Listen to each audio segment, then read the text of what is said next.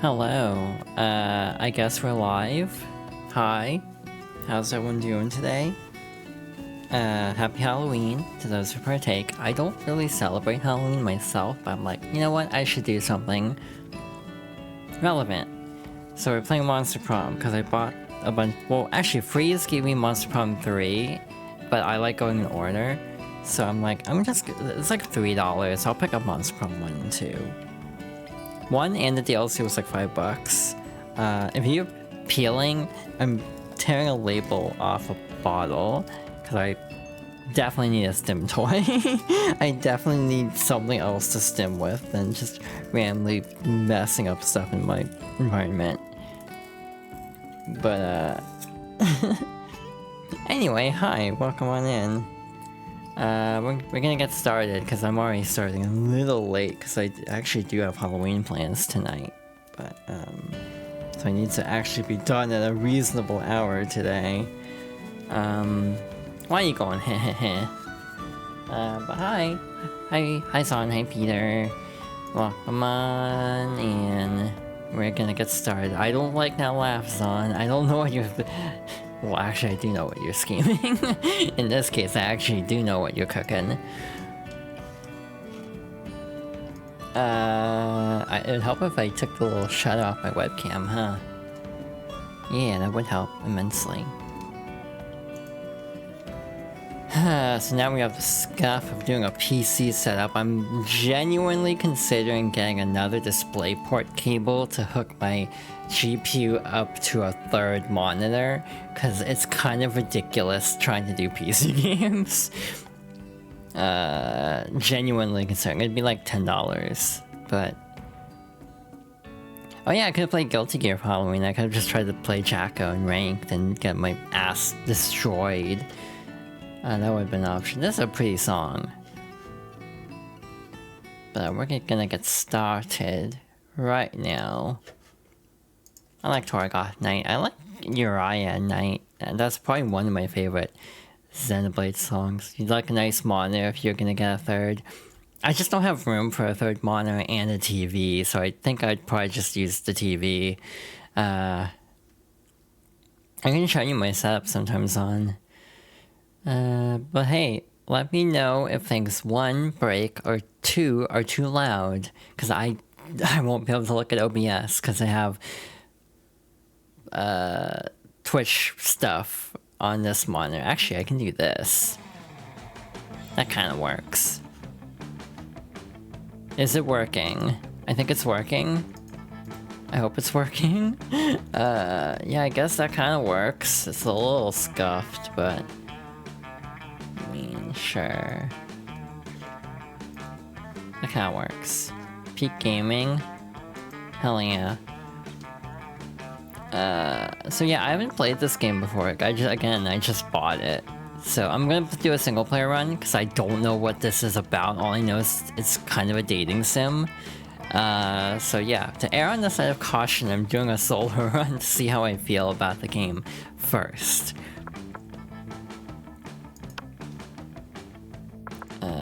Sure, that should all be good. Blur effect, I don't know what that means. I guess reset, because I did... Okay, it's one of those games. Cool. Sure. Hope you love reading. Okay, I mean, it's a visual novel. I like visual novels. You know what my current favorite visual novel is right now?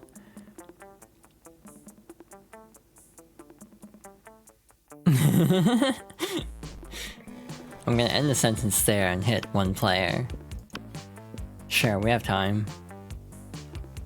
Sweetest years of our lives. Back then we were young and afraid, sometimes reckless, sometimes brilliant, sometimes just stupid, but always willing to live life to the fullest. We were on a wild journey to discover who we really were. Who do we want to be? I'm leaning her immediately. This is my aesthetic, I think, of the 4, though, they're all very good designs.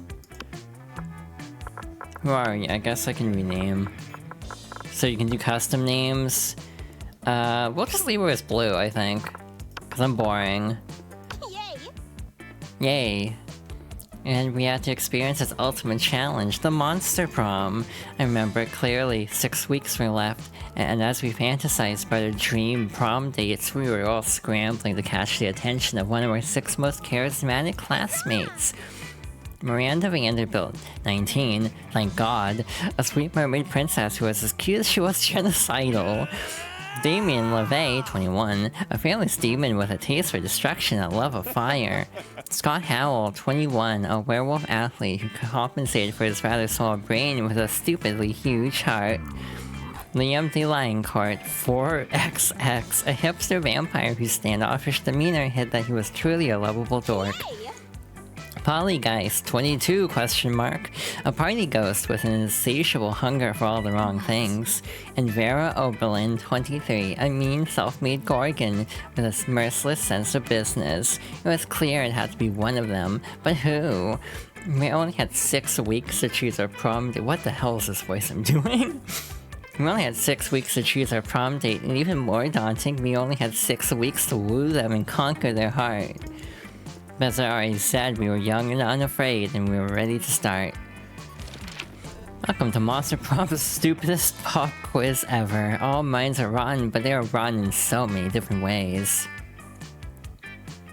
More you know more, we're now using our PhD in bullshit to diagnose which kind of deviant sicko you are. Monster Prom's stupidest pop quiz ever, TM. We'll throw a bunch of absurd questions at you and turn your answers into your character's traits. Or stats. This way, each of you will start by having stats that better reflect your true selves. Let's start. School's... What the hell is this picture? School's outdated and lame. We need a new school subject ASAP.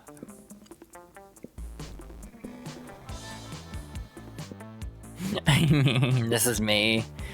So smart. What would be the coolest prize you could find in a box of cereal?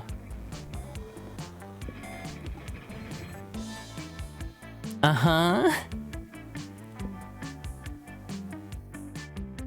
I feel like this is the closest to me, but these are very interesting answers. The world will end tomorrow. What will you do today?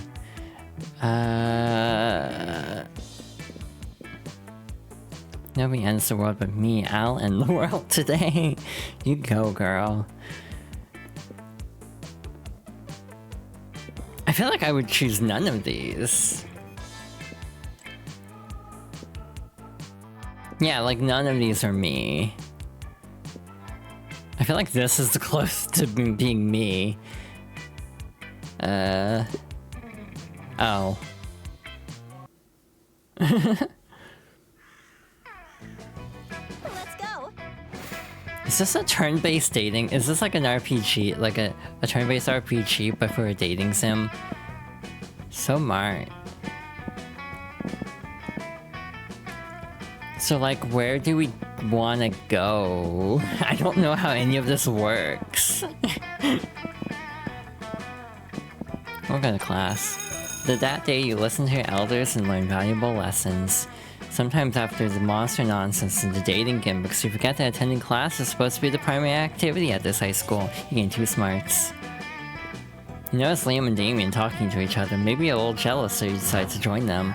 Ugh, I know, right? The entire concept of slaying is barbaric, racially motivated, and deeply rooted in an abhorrent colonial mindset. And your outfit's black on red, it's like bad cosplayer as a fashion statement. Okay, I'm just pissed that they get such a cool name. You know, if I murder a dude, I'm just a killer, but if one of them murders one of us, they're a slayer. Slayer's a metal band, the Killers is just post-pop baby shit.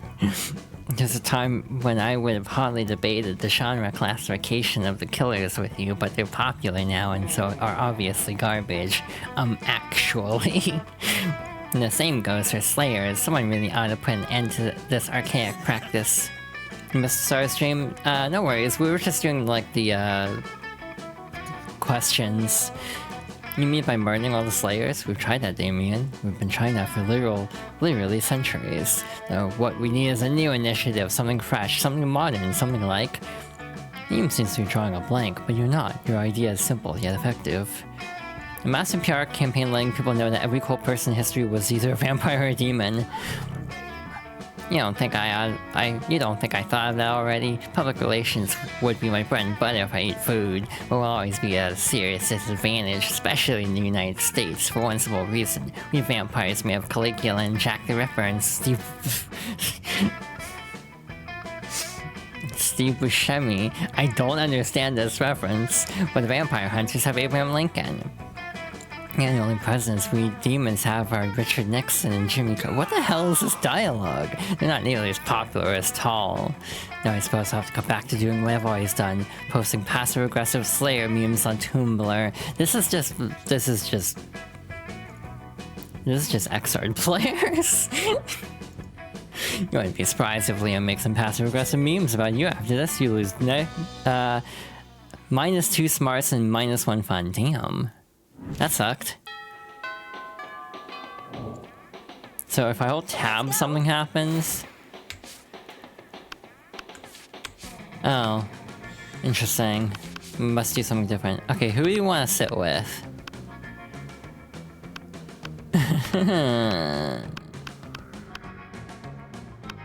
Wait, who is this again? I don't remember their name. I'm gonna be real. I forgot who this was. If they were even in the initial intro, because I remember all the others. Wait, no, I remember them. Sure. See, chat, I'm wondering what you think my favorite would be. Just based on gut instinct. Who's this? Sure. No sooner have you sat down at Damien and Miranda's table than a haunting melody fills the air. It's a melody of cold northern peaks, of cloying sweetness, of a supple bovine teat, huh? The song of the ice cream wizard. He's here, I'm gonna eat so much ice cream and puke on someone I don't like. Oh goodness, the ice cream wizard only comes but once per solstice, during the hour of the ascendant pancake. You see an old dude in a floppy blue hat, pushing a refrigerated cart with this shit magic paints on the side. Hi, welcome on in everybody. Hi, to everyone I haven't said hi to. Hi GB, hi Mario. So many great options to choose. Should I get a magma bar, brain destroyer, chocolate broomstick? What about fear death, a frozen cobra, berserker berry blitz? The wizard's frozen treats invariably turn me into a frog for some reason. Perhaps I simply have not tried the right one yet. But which should I try? Which to try? If only someone would suggest a solution to what is truly the most difficult problem I have ever faced. Beat him up and take all of his ice cream. That's tempting. I don't think it's gonna work, but it's tempting. Sure. And of course, I always have to find a prince to kiss me out of being a frog. Why not cut out the middleman? Prince lips, gross. Oh, I got a pair of those attached to my face. What? Where? Here where my mouth is. Wait, Damien, you're a prince, but you hide it so well. Gee, thanks. Miranda's not paying attention. She's already traded the ice cream wizard several gold ingots for a pair of sugar-basted prince lips. Oh my, I can taste the enchantment already. Miranda finishes the prince lips in 3 graphic smooches. Afterwards, her lips are pretty cold, and she invites you to help warm them up, huh? That escalated very quickly. Let's go. Wait, we do stuff in the evening? Huh. What if we go to the gym? That day an epic dodgeball match takes place. Everything seems lost, but you deliver an inspirational speech that fuels your team's spirits, leading to a spectacular comeback. You're clearly a natural-born leader. You gain 2 charm, plus 2 charm. You see Liam talking to Miranda. Miranda looks confused and Liam looks frustrated. Uh-oh.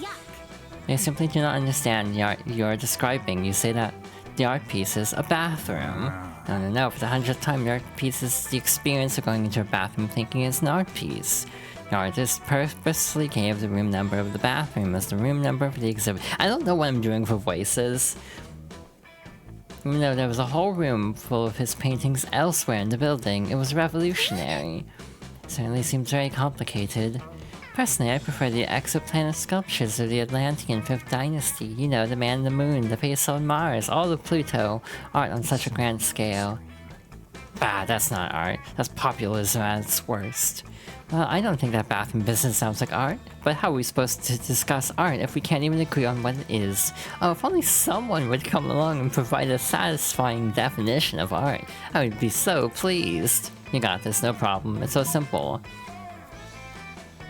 Art isn't art unless it makes you feel bad things inside. Art is a method for making worthless things into very expensive things. I don't feel either of these.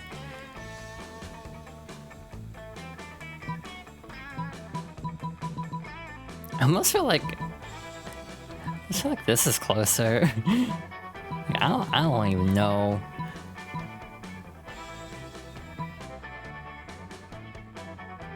Like, I don't want to feel bad things. That's why I don't like The Last of Us. Oh, how majestic. Oh, how true. Mars was just a bunch of sparsely populated red rock. Just so you know, there's always a right choice. What does that mean? Poor Chiblik Grinston completed his masterpiece after he was able to sell it to the Arcturians for 1 trillion doubloons. The Martians weren't happy about it, but you know what they say. Sometimes we must suffer for other people's art. The last bit is the only part of what you're saying that I agree with. That's what happened to life on Mars. You gain some new knowledge about the solar system. And it's also +2, and also +2 smarts and +2 charm. Neat. I don't have any creativity. I should probably bump that up. Is there a new game plus? Do I keep my stats? which I assume this is creativity. Oh, you're here, I guess. That day while rehearsing for the class play, it says as though the muses themselves have descended to give you fake... Huh? What does this mean? What does this mean? Your performance is intense and inspiring. It will be remembered for generations, which is pretty rad by high school play standards. You gain +2 creativity. Knows Farah showing off an elaborate new necklace to Miranda. Why is she just Princess Daisy? Also, oh, okay, interesting. They're the crown jewels of... Why do I keep getting Miranda events too? They're the crown jewels of Lemuria. My family acquired them in a cutthroat business merger. Do you like them? Oh yes, very much. Such a shame about the Lemurian royal family, though. What, they're called the dead. They're all dead at the hands of their own servants. Oh no, that was unavoidable once the true tragedy had taken place. They were no longer loved by their subjects. Pierre, do you mean? Oh no. Uh-huh. Oh no, fear is so scary. Love is what matters. I don't think the voice I was giving Miranda makes any sense. I cannot disagree more. You there, settle this dispute for us. What is the best way to let people know how powerful you are? I feel like this one. Why do I keep getting Miranda's answers? Ah yes, this is Daddy's strategy. The amazing thing is that once the bad people start to disappear without explanation, even people who used to be bad start being very good. It's like magic and so humane. You happen to know where your father put all those people who disappeared? Put them? No, silly, they disappeared like a magic trick. Ah yes, I see. You gain +2 charm, and +1 smarts, as well as yet another reason never to visit Miranda's kingdom. Cool. Oh wait, the lunch choice determines who you run into more? Let's go. Well, in that case... I mean, this is also Miranda's table, however...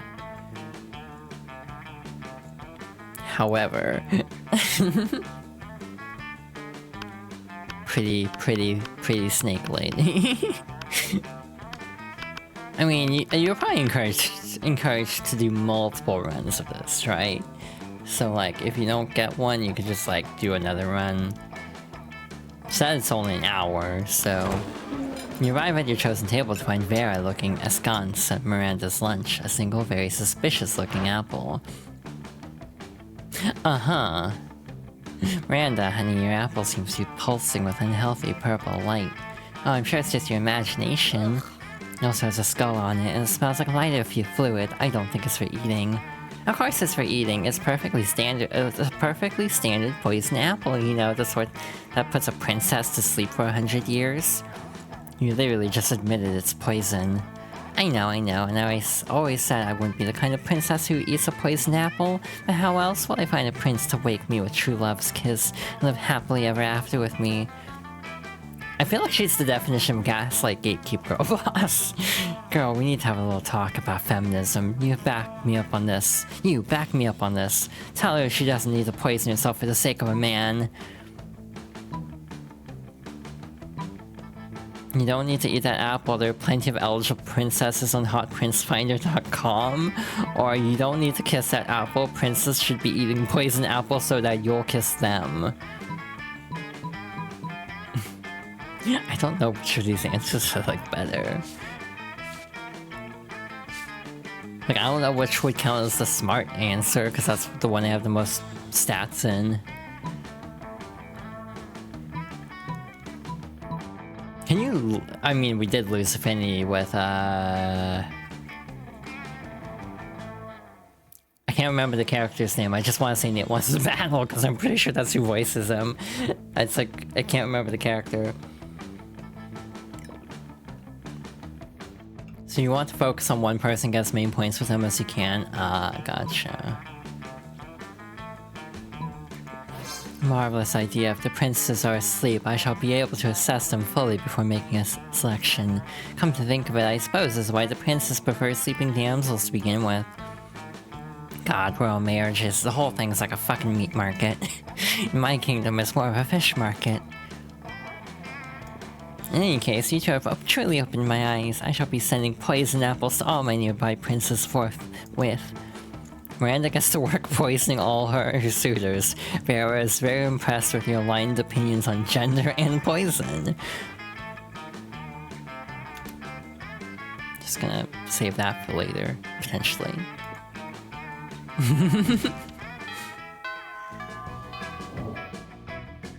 Let's go. Characters also like certain stats. That also makes sense. So money... Cool, like, boldness, I suppose this is. I'm just curious what happens if you go to the bathroom. Mild terror, what we could find there.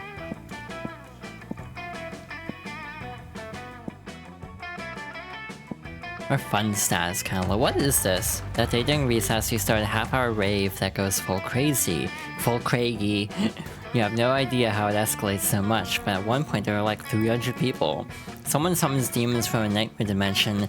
The consequences might distort the fabric of reality itself, but who cares? It's a rad party. You gain +2 fun. Woe is me, sigh. Can Miranda possibly be doing this because she wants attention? Only one way to find out. Oh hello, I didn't see you there as I was standing here suffering gallantly in silence. She did, and she wasn't, but okay. I had the most tragic injustice befall me earlier this morning. I was rejected from our school's water polo team. They claimed I was mistaken about how polo is conducted underwater. Excuse me, but I was raised underwater. How is one even supposed to play water polo without a heavily armored seahorse as a mount? How, I ask you? Perhaps I offended them when I implied they were too impoverished to afford sea steeds. If so, why? I would love to make reparations, but it may be too soon for me to show my face. Would you be so kind as to take them the gift of this omelette to begin the healing? I am told that the peasants consider eggs to be a delicacy. Obviously. And what would make the gesture even better is the personal touch of... I feel like she's not gonna like hearing this.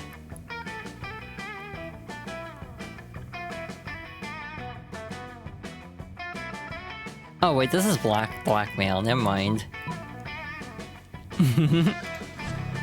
Oh, no, we couldn't possibly. Seafood and an omelet for peasants? These poor souls may never have tasted egg before. My goodness, some may have mere millions of dollars to the name. Who knows the last time they had any food at all? Surely their taste buds would be overwhelmed by anything suited for their delicate palate of mer royalty. Let us first introduce them to the taste of pure egg. Miranda waves you on your way to make your omelet delivery. Wait, you still have to deliver this omelet? And Miranda isn't even impressed with you? Oh man, you lose -2 fun and -1 smarts. Damn. 07. Let's go. Well, why does this character keep showing up? I'm curious. But also I want money. Congratulations, you've been chosen. Win big. Today you spend some time on the library's PCs, sending malicious spam emails in the hopes of stealing other people's money. It doesn't sound very nice, but who's really the one to blame if they respond to such a blatant scam? You lose -10 karma, which isn't a stat in this game, so who cares? You gain +2 money. Oh. Afterwards, Miranda summons you. It feels weird to be summoned, but you comply. You can't resist her merman goons. Greetings, fellow classmate. I want this outfit. I'm gonna level with you. This is a very pretty outfit. Thank you for coming, my dear. I have finally decided to trust you with my most important aspiration. I'm destined to be the queen of the prom. The royal ascension is nigh. We must prepare. Most of my competition is naive. They foolishly assume that prom queen is a purely ceremonial title. Except Ursula Jr., she's proven to be quite a worthy rival. I respect that. Which is why we must destroy her reputation immediately. Any thoughts?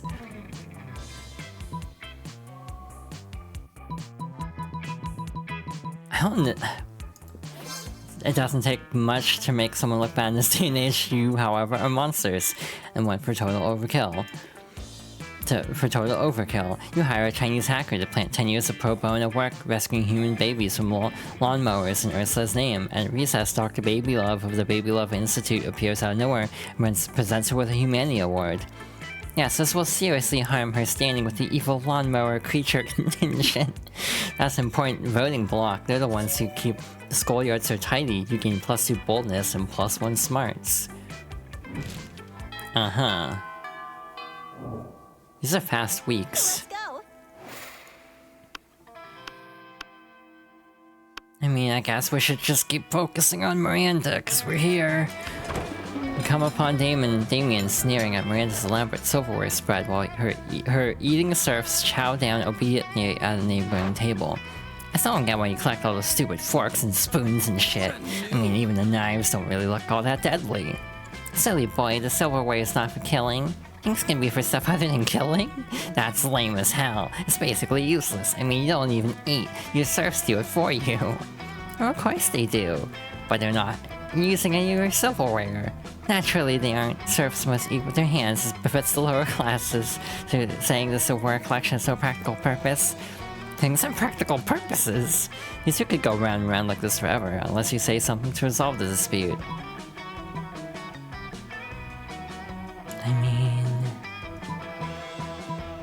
I mean, okay, we got...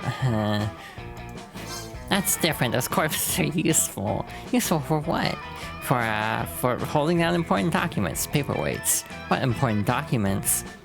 Documents about very important. Fine. I guess I don't use the stupid corpses or anything. I just stack them in a shed, and occasionally dress them up in silly costumes. Certified Riverdale moment, if you know, you know. There, are you happy? Extremely. Whatever, I'm gonna go play with my corpses. You stay behind with Miranda to admire her collection. She even teaches you how to use the romance fork. Smooth. The romance fork? Let's go. Now what is the shop? Like, I don't even know what that means.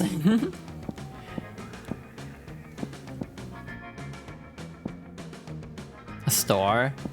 Oh, I'm curious. Hey, stranger. Okay. Gender? Welcome to my little shop. Buy some shit. I have shit that will boost your stats, shit that will lead you into stupid new adventures, even some shit that might be much needed at some very specific moments, so take a look. Why do I have a feeling this is for, Snake Lady? Remember when these used to be cool? Now they aren't. But they're so ridiculous that they're so fun in their own twisted way. Oh, this is what our money status for.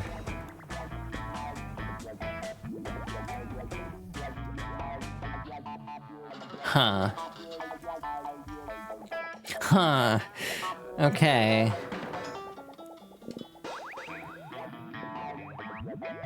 Should I be buying anything right now? I'd rather not, son. But yeah, shit, they are very gender. I don't know what their pronouns are.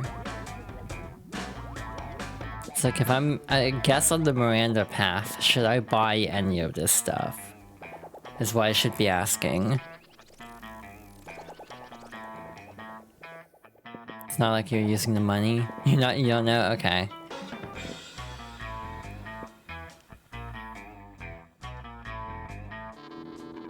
Just a gut check. So that boosts that. Okay. Oh, that counts as a day. Huh. Oh. Oops. Also, thank you for the iteration check. I didn't mention it earlier.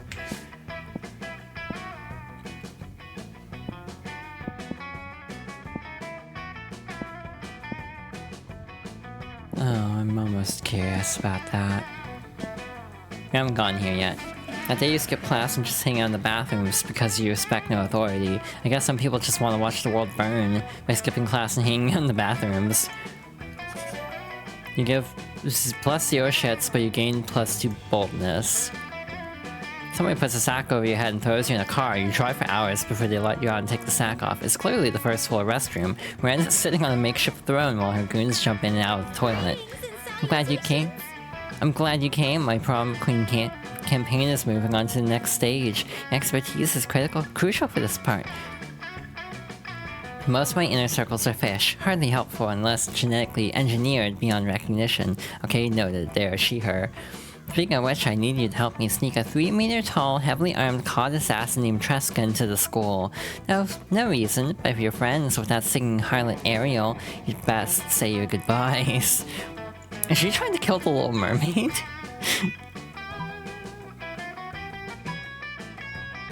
Do you not think every student at our school is some kind of bizarre monster, or we need a diversion, release the Kraken? I can't tell which answer would be better for her. I don't know which one she'll like better.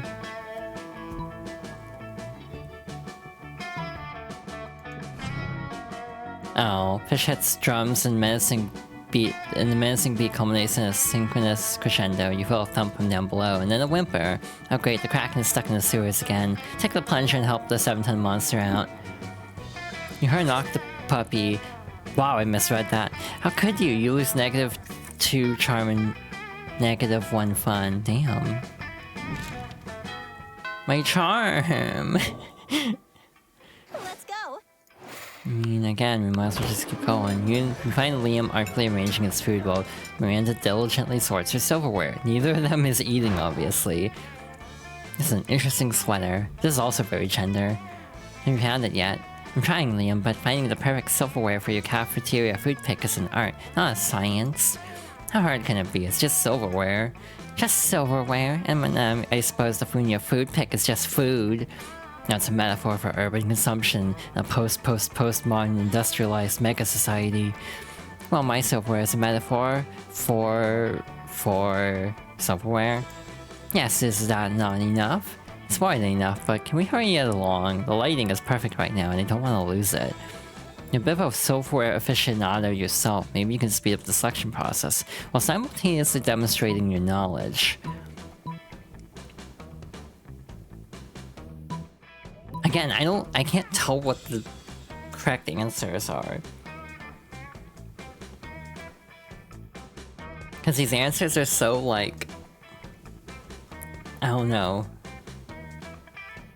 Difficult to parse.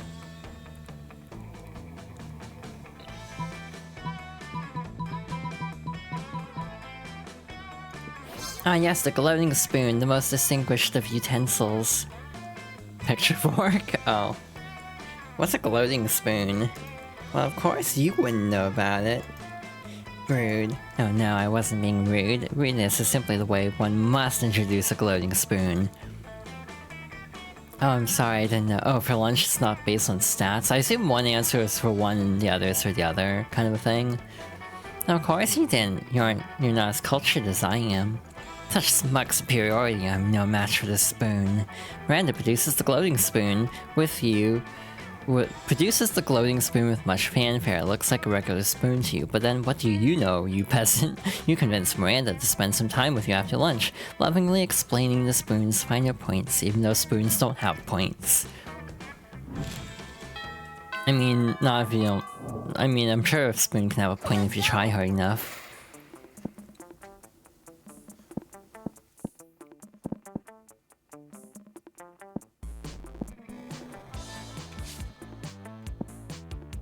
This is charm, right? I feel like we need a lot of charm for this. At that day, an epic dodgeball match takes place. Amidst the battle, you spot a fellow player that seems utterly discouraged.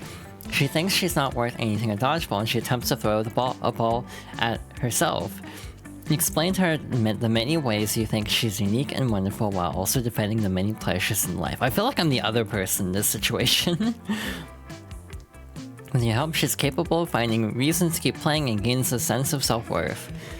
You gain +1 BFF. Sadly, she's not part of this game, so that beautiful friendship will take place off screen, and +2 charm. You see Miranda in her gym outfit in the far end of the gym swimming pool. Wait, the gym has a swimming pool? Why aren't you using it? Why are you always playing dodgeball? Why don't you get to see your classmates in swimsuits? Anyway, as you approach Miranda, she shrieks and her merman bodyguards tackle you to the floor. Who are you? Are you here to kill me? I'm just a better swimmer. This is no basis for an assassination. Wait, you don't swim. You have no fins. And without gills, you'll just choke right away. Can you help me with the situation? I'm the best swimmer in school. My parents say that's just how it's supposed to be. But people sometimes just get too jealous. My dad used to send such hoodlums to a farm. Now he says I'm not 11 anymore, so I have to learn to deal with myself, with the people who might plot my assassination. I have no idea who's even behind this. Can you help me catch those jealous people?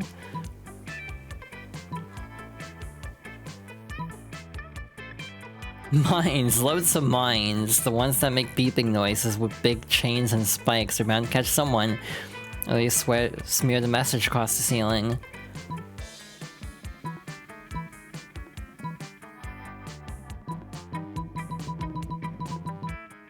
Again, I don't know which one is the correct answer here.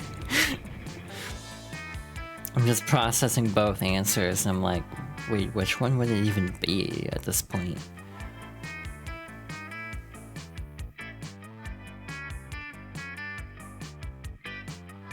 Like, which one would be the smart answer? Would it be this one? Because it's a lot not as, like, blunt about it? Or would this be the smart answer, just because it's effective? That is a delightful idea. We can make it a charity for serfs without a master. You know, those sad ones without someone to give orders to them. I think they call them free people. I have a list of farms for my parents, like this one, Rancho Relaxio, but with fire instead of relax. They're not very good at naming, but they're quite good at fire. Your idea worked, but we probably should have a talk about your pets. You get +2 fun and +1 smarts. Cool. Neat. Let's go. Alrighty. What could we use more of? I mean, just pump everything into smarts, I guess. That day you were astonished by the new stuff you learned in class. You thought high school was all about doing stupid shit with your friends and trying to find true love. Who would have thought that class could actually be useful? What a nice surprise. You gain +1 valuable lesson, good luck trying to use that in this game, and +2 smarts. You can catch Miranda monologuing about her problems to no one. She often does this. It's like she's accustomed to having a royal scribe following her everywhere she goes. Oh, whatever shall I do about my army? You haven't had a proper war in months, and the soldiers are becoming ever so anxious. I've tried sending servants to give them tummy rubs, and even putting extra leaves and sticks in their cages, but they just kill the servants with the sticks. I never thought managing an entire branch of the military would be so challenging. I could possibly keep my soldiers entertained. Divide them in half and make them fight a practice war or 1,000 pinatas.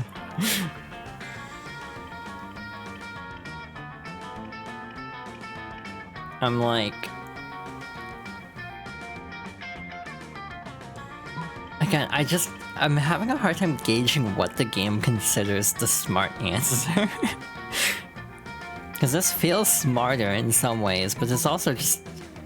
It It feels like this wouldn't work very well. Yes, a healthy live fire scrimmage. I should have no trouble organizing such a thing. My lieutenants informed me that the soldiers bloody hate each other. Ford doesn't have this comparing stats system? Oh. Well, I don't- that's the only one I don't own. And as an extra bonus, anyone who dies during the practice war will be guaranteed not to die in a real war. That ought to reduce war casualties significantly. As Father always says, any problem can be solved by dividing people into groups and making them kill each other. Huh. I never understood it until now, but these are such wise words. Miranda skips off to organize her little bloodbath. You gain +2 boldness and +1 smarts. Neat. Let's go. Oh, back to the girly pop table. And cough, one sec.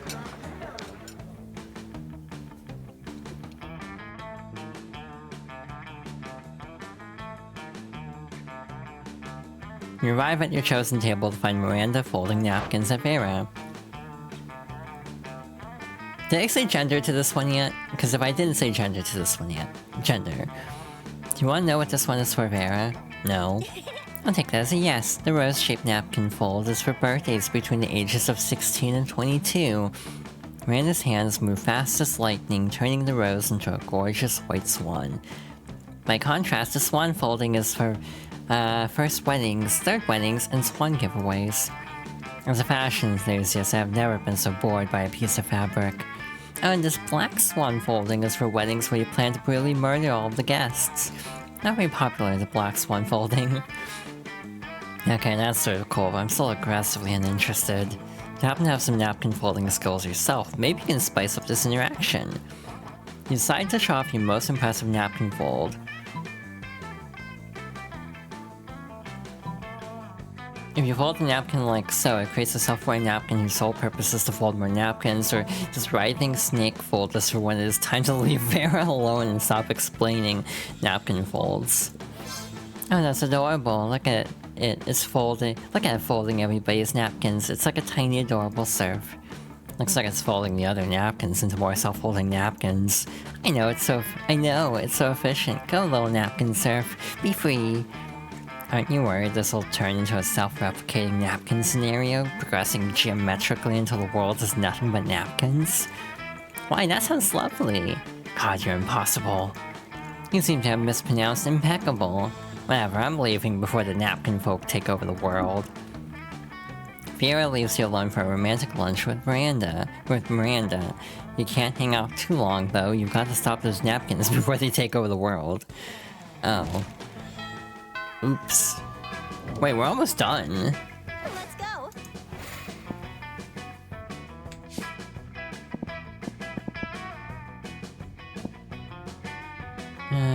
Sure.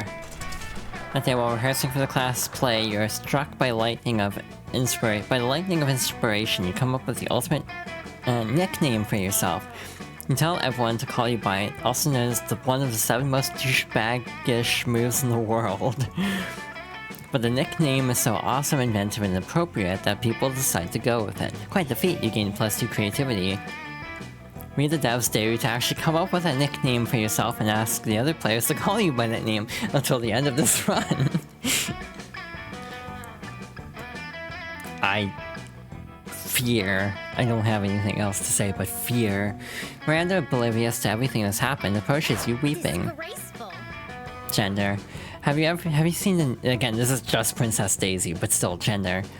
Have you seen the news? The most dreadful thing has happened. The Lemurian monarchy has been overthrown. King Kraken no longer sits upon the throne of gold and baby skulls. Those filthy revolutionaries are saying he stole their daughters and ate their sons and forced everyone to work for free in the uranium mines.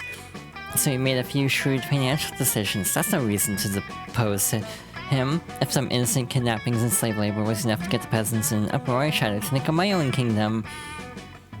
Do you think my people might resent being forced to hold up the corner of the palace where the foundation is crumbling? Do you think the 100% income tax and random cannonballs we fire into the villages might be taken as something other than expressions of goodwill? Could this plague of civil unrest infect my own domain? I'll perish the thought. I'm inconsolable. Console me. How might I safeguard my kingdom against the fate of good King Kraken?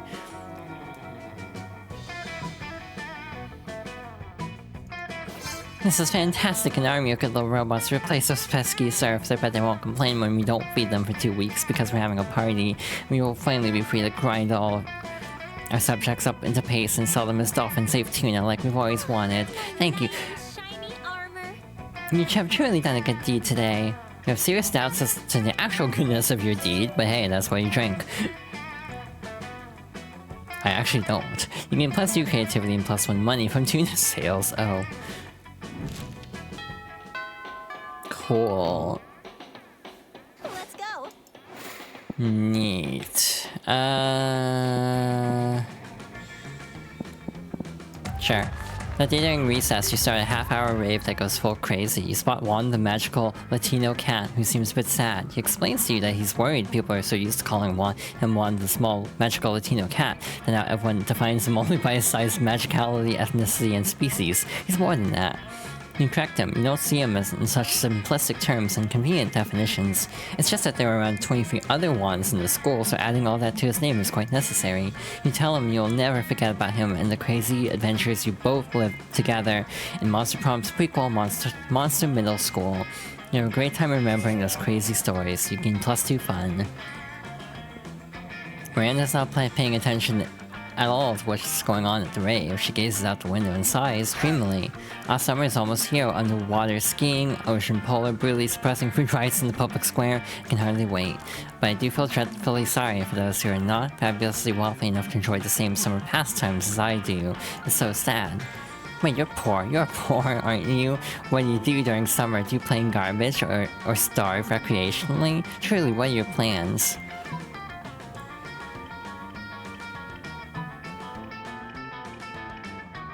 You haven't heard of them because they're in the sky? I can't tell if this is a good bluff or not. Or if we are bluffing, for that matter.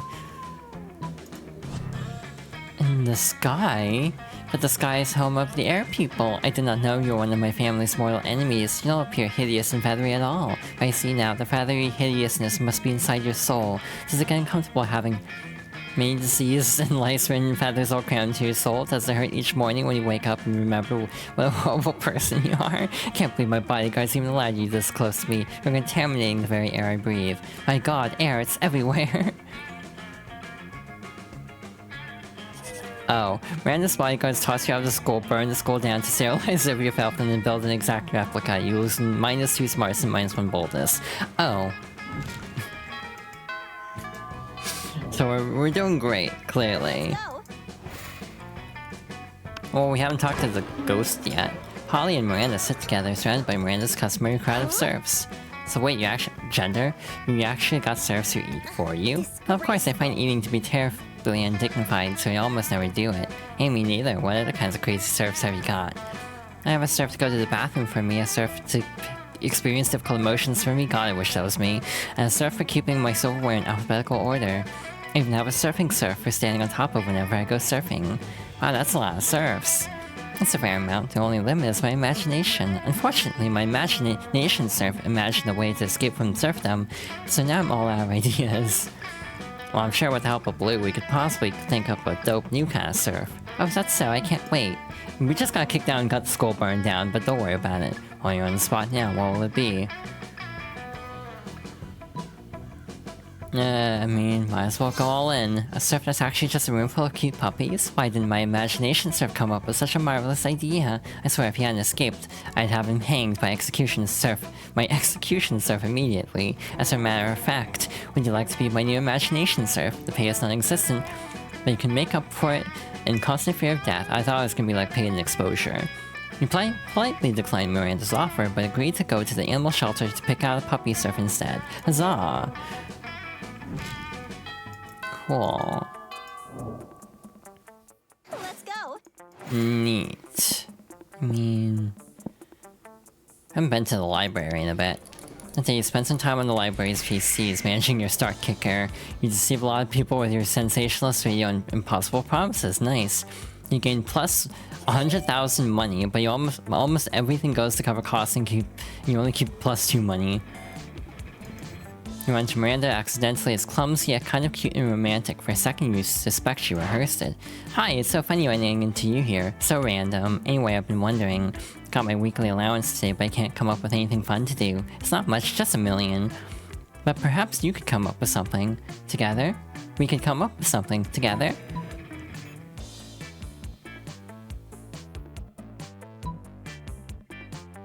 That should be more into this. That's hard to do with $1 million, silly. Although we can do a purge on a dime. We'll have to get creative. Endless homeless spies. Bash distance with sticks. I yes do it all night. Lift daggers while they sleep. The first date ends at night. Way to go, you gain +2 boldness and +2 smarts. The monster prom trial is near. I mean... Sure. Let's go. You finally pluck up your courage and ask your beloved to go to the monster prom with you. Hey, that's disgusting. I'm sorry, I'm seeing someone. Like right now. Hey, you peasant. Miranda's just waving her hand at a distracted passerby. I order you to rescue me from this awkward situation. See, I know him. Farewell. Don't miss me. Disgusting. Your failure made you so despised by society that you were exiled to the wilds where you were joined by a pack of wolves. Still, you were so bad at social interaction that you also failed at getting a date for wolf prom. Oh. For God's sake, why? Just why?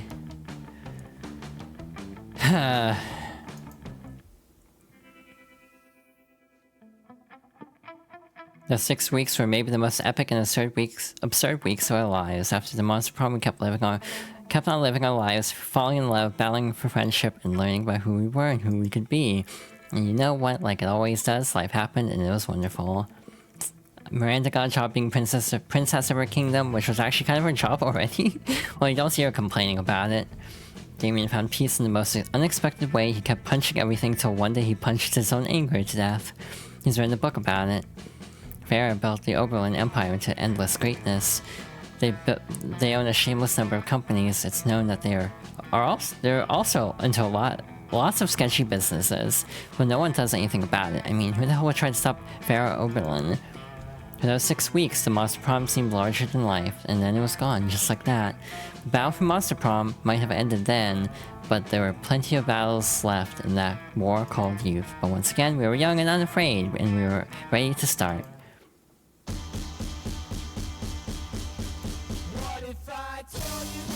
Does this technically count as a game clear if I lost? I don't think it would, right?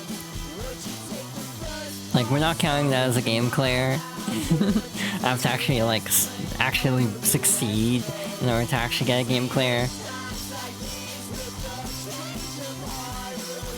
See, the problem is, I don't know if I'm actually ever going to be able to do well at this game unless I have, like, a guide or 2 people that help me make good decisions.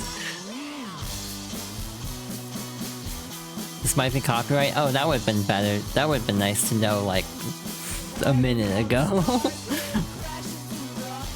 Can I skip this? Okay, cool. You've just unlocked an... Huh?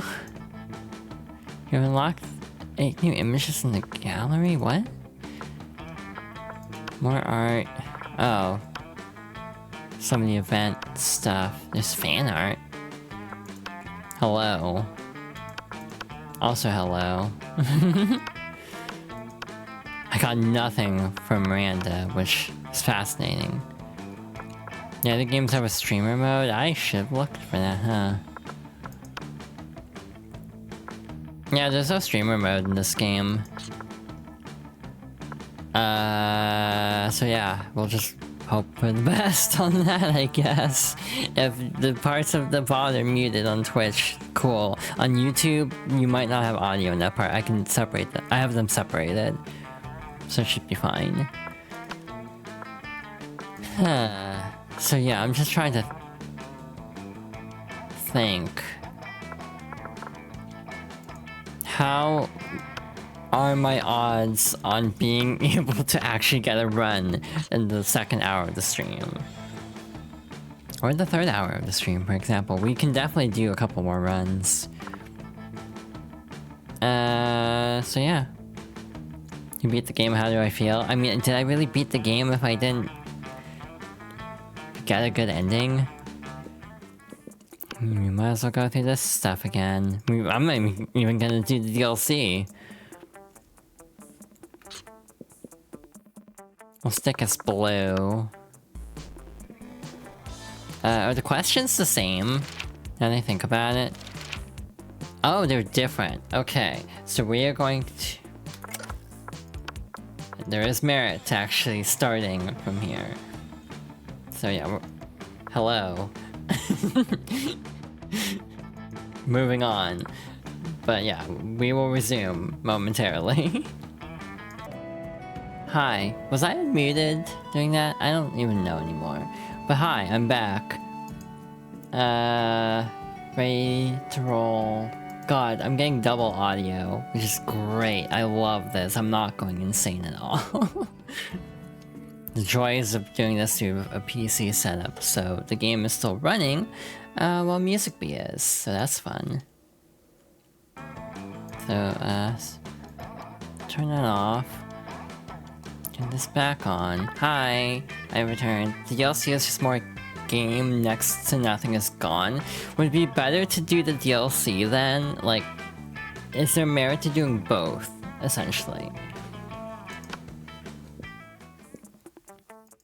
Alright,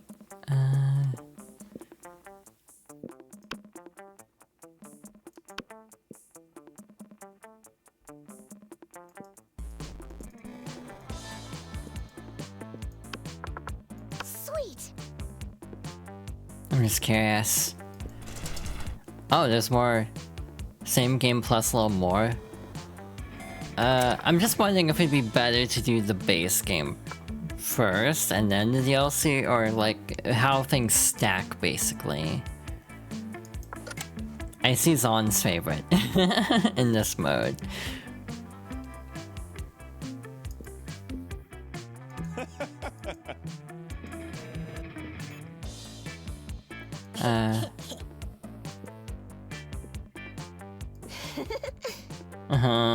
Gender.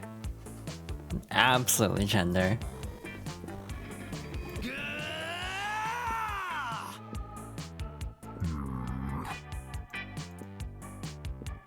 Zoe, forever. An eldritch cutie who went from endless deity of the dark realms to ultimate fangirl. Calculester Hewlett-Packard V1.0, a library computer who had become a sentient robot ready to experience life to its fullest. And Vera Oberlin, okay. She's gender, even if she's mean. It was clear it had to be one of them, but who? We had... Okay, this is kind of the same. Vera could step on you? Yeah. Okay, so you're walking through the desert when you see a turtle on its back baking in the sun, but you're not helping. Why aren't you helping?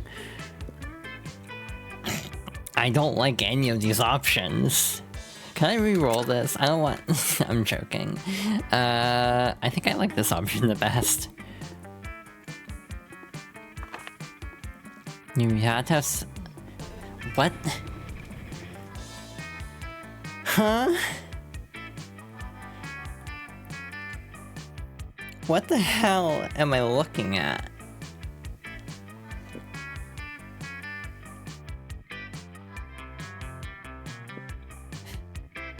I don't want to answer any of these.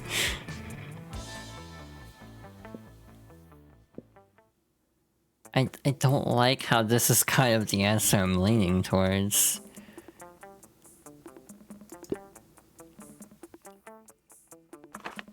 If you're a product, what would be your slogan? Buy me, I'm good. For fans, by fans. Objectively better than the other options, you won't understand me. And that's how you know I'm cool.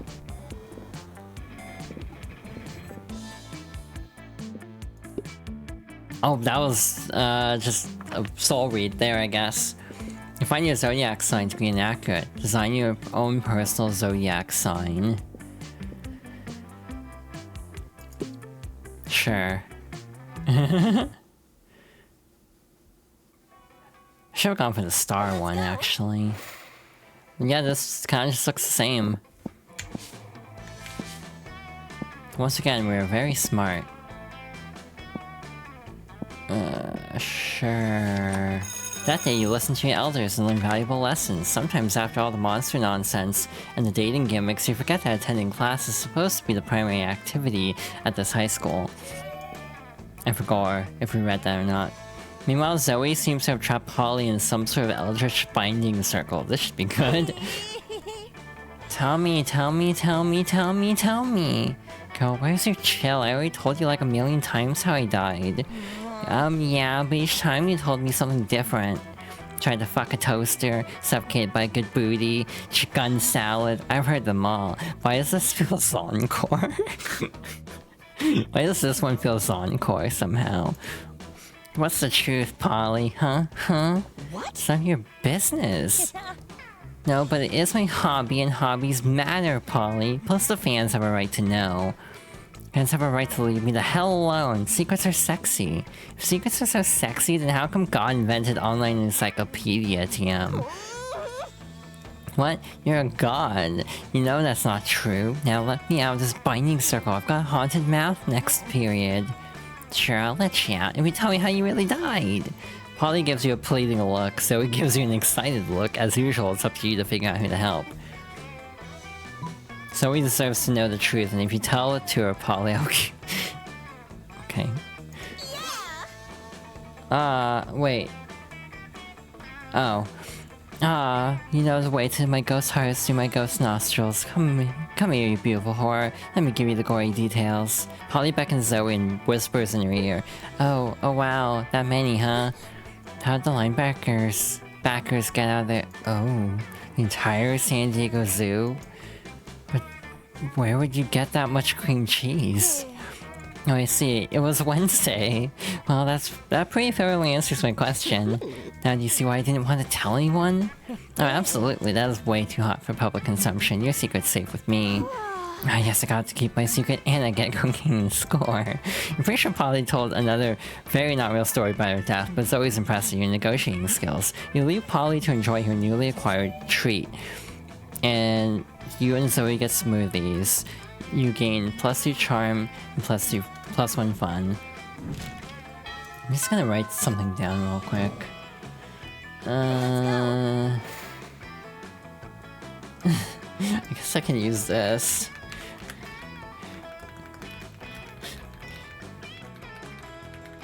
Oh, did I not actually set that up properly? Oh, I don't think I set that up properly. Oops. My bad. I mean... I want to see why I sound like Zoe so much. So I want to go with Zoe this time. Calculester's enjoying a nice, quiet lunchtime charge when Zoe interrupts his reverie with a question. Hey, Calculester, I'm making a quiz so students can figure out which spooky high vending machine they are. You're friends with the vending machines, right? I'm friends with every person, friend Zoe. But like, are the vending machines people that you're friends with? That's a rather insulting question. Yes, vending machines are people, and yes, I am friends with them. Oh, so vending machines have feelings? Of course they have feelings. Which feelings? I do not know. I am a terrible friend. Ah man, don't be sad. We can figure this out together for my quiz, but how can we talk to the vending machines about their feelings? Using pure logic. Just look up their manuals online. I love conducting obsessive online research on all my favorite topics, don't you, Zoe?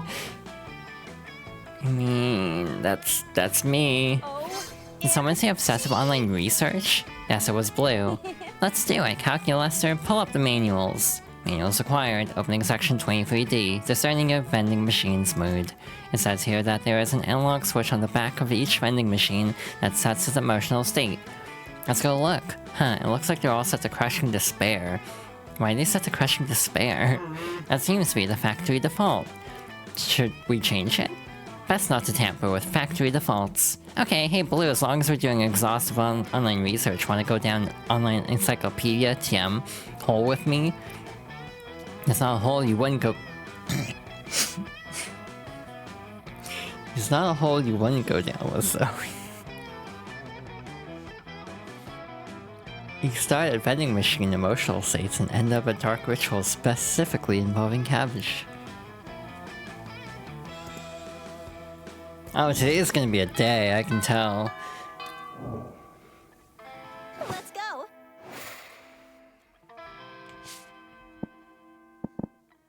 Hey, son. By any chance, you know what Zoe emphasizes for traits?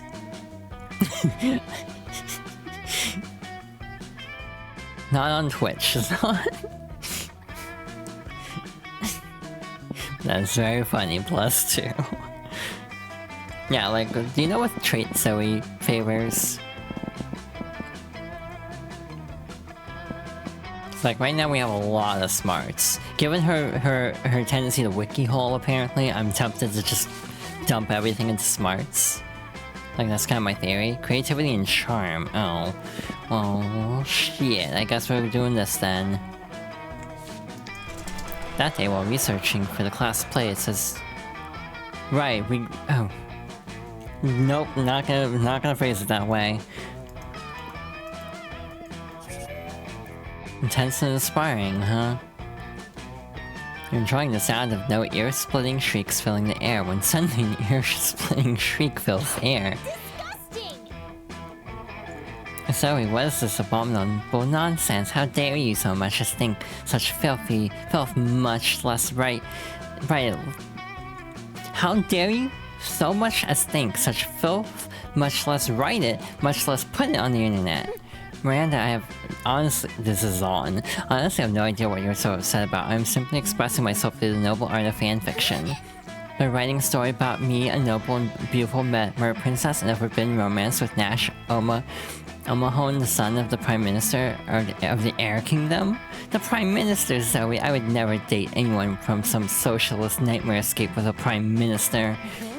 This has nothing to do with you. It's not set a spooky high, it's set a creepy high. The mer princess is named Miranda Vanderbunt. That sounds nothing like Miranda Vanderbilt. They barely even end with the same 4 letters. Don't you know the last 4 letters are the most magical and important of all letters in mer monarchy culture? Why, I should have this triple ripped into shreds with a libel knife, the cutlery used by the most scathing of reviewers. See, Miranda, you're nothing like Miranda. She totally would have gone with the slander spoon. I simply cannot stand by while my friend, classmate, inferior publishes such air pupil sympathizer nonsense. Oh dear, this could get uglier than it already is. Better step in and help a lady out. Which lady, though, is up to you. Leave Zoe alone.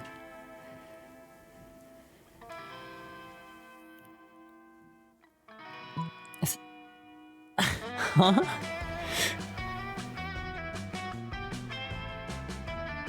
Yeah, no. Yes, of course. Wait, what? Oh. Damn. Yes, of course, Zoe, I understand now. Your story is an air pupil propaganda. It's a warning to me. I'm sure if that'll get you to leave me alone. And now the next logical step is for us to warn the air people about how quickly I'll destroy them by writing Miranda Vanderbilt into the story to murder Miranda Vanderbunt and Nash Omahon. What? No, it's not that kind of story. There are no content warnings for mindless slaughter. Not mindless slaughter, mindful execution for heinous crimes against the crown by being a mer person cavorting with an air person. It's supposed to be a tragic star-crossed romance. Before Zoe can stop her, Miranda's grabbed the phone and is making edits to Zoe's precious fic. First, Miranda shall sneak into Miranda's bedroom and have an assassin slit her throat while she sleeps, because obviously Miranda would never dirty her hands. Miranda shall take Miranda's place in disguise to go greet Nash, at which point her assassin will murder him as well, in the same fashion. How dare you desecrate my fiction with unoriginal and repetitive murders? You mess with my fanfic, I mess with your minds. She does, and oh boy, it's not nice. Somehow, now your brain can't tell the difference between chairs and feral panthers, which leads to many unpleasant moments. You lose -2 boldness and -1 smarts. I saw a heart pop up for Zoe, though. It's like, did we gain favor with Zoe, even though we kinda got our minds screwed up? Let's go. Creativity and charm.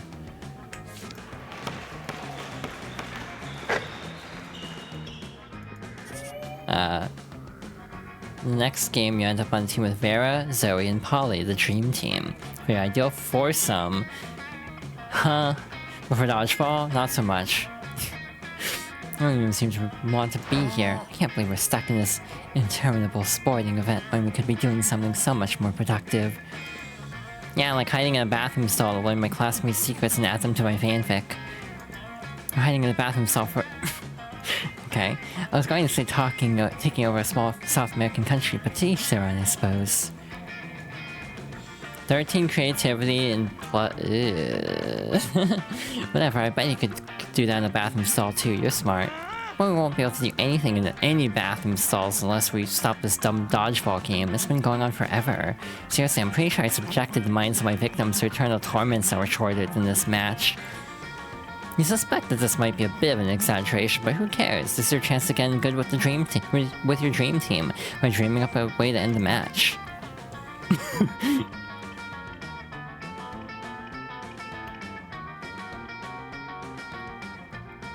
Huh. Interesting. I feel like she will like this answer. I don't know about Zoe though. I feel like Zoe would be more interested in this answer. Cultural appropriation, you say, but of whose culture and what are we appropriating? You tell him you'd love to answer that, but asking questions is also cultural appropriation from the Sphinx. The Sphinx? What did Blue say about just asking questions? Well, you're asking questions. So just because she's got snakes right here, you think that makes her not a Sphinx? You're doing it too? I'm too confused. Dodgeball's cancelled. Alright, we win. Now let's all go to the bathrooms for various reasons. You guys have a great time fucking off in the bathrooms for the rest of the period. Good thing fucking off in the bathrooms isn't cultural appropriation, or is it? Either way, you gain +2 fun and +1 creativity. The pink icon is charm, by the way. I feel like I should double check that. Let's go.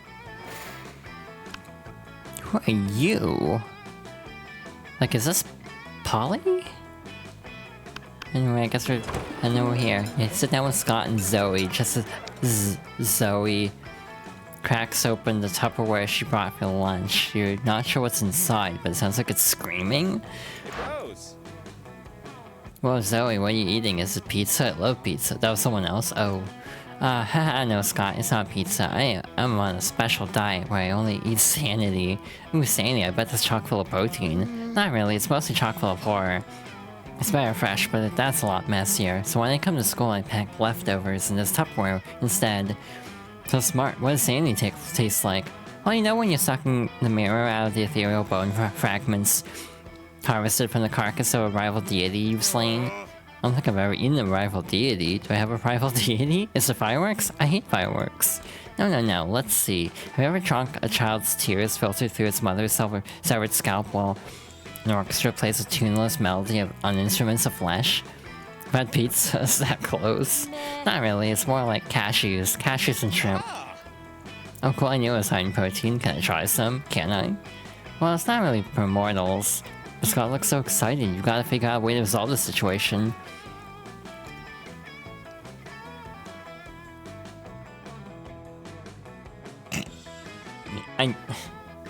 I feel like the top answer is gonna go better, but this is a very funny answer.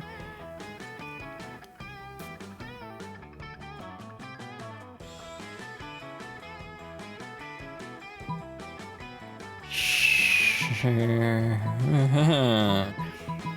I don't know which one to choose. I don't, like, what would be a Zoe answer? And what would be like, this seems more like the Scott answer. This feels more like the Zoe answer, but I don't know if that's correct. Also, there's no saving mid-run, I'm realizing, so that is interesting. Oh no, cholesterol, the original what? Also, eating sandy would cause your brain to invert, mutilating it in like a thumbless chimpanzee angrily peeling an orange. That sounds sort of bad too.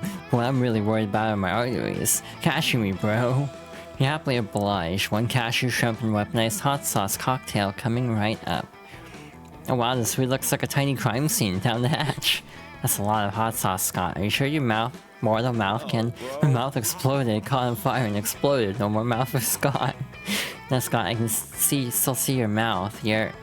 I can't see my mouth, and whose mouth is it supposed to be? Mine. So if I can't see it, it's not real. Oh, okay, dude. Sorry, I can't talk. My mouth explodes, so I don't have a mouth anymore.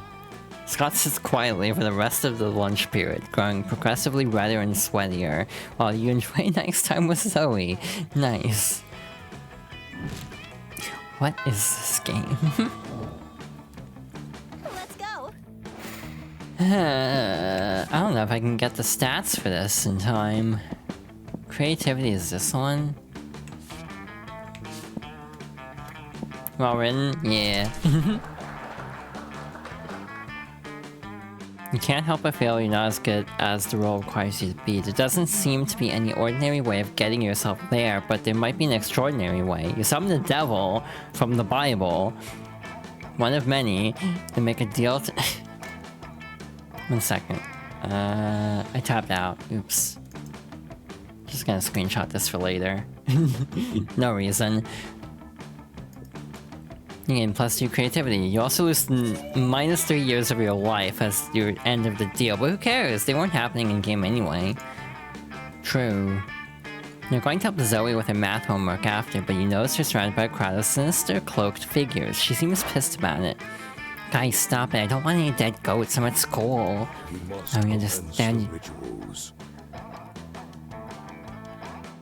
Oh. I thought I heard voices.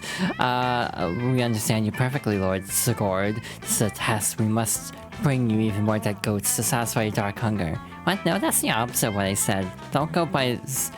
I don't go by Sigurd anymore. I'm Zoe, okay? Z-O-E. Can we take a rain check on that study session, Blue? I can't stand to be around these jerks. Zoe brushes past you on your way out. The cultists stare at you with unconcealed awe. Well, okay, it's concealed by their terrifying masks, but still. Sigurd addressed you by name, and you did not go mad with pleasure. Addressed you almost as if you were an equal, passed within inches of your frail mortal frame. What's more, it mentioned rain. Could it be it was referring to the fabled storm of cerebral spinal fluid? This feels like a Vocaloid song. Which will one day come to quench all sanity? Brothers, sisters, bow down before Blue, for she is clearly the prophet of Sigurd. Please, O prophet, guide our worship, for we have noticed of late that our Lord appears dissatisfied with our sacrifices. The blood of many goats once pleased Sigurd, and yet now we do not understand what has changed. That's pretty obvious. Perhaps given your special relationship with our incomprehensible master, you could suggest a new sort of sacrifice that would please it. Yeah, fuck it. You got nothing better to do. You decide to be a prophet for the day. You tell them what they should be sacrificing.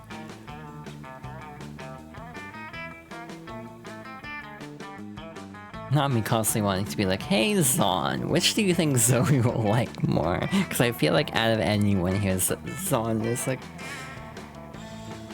the most in tune.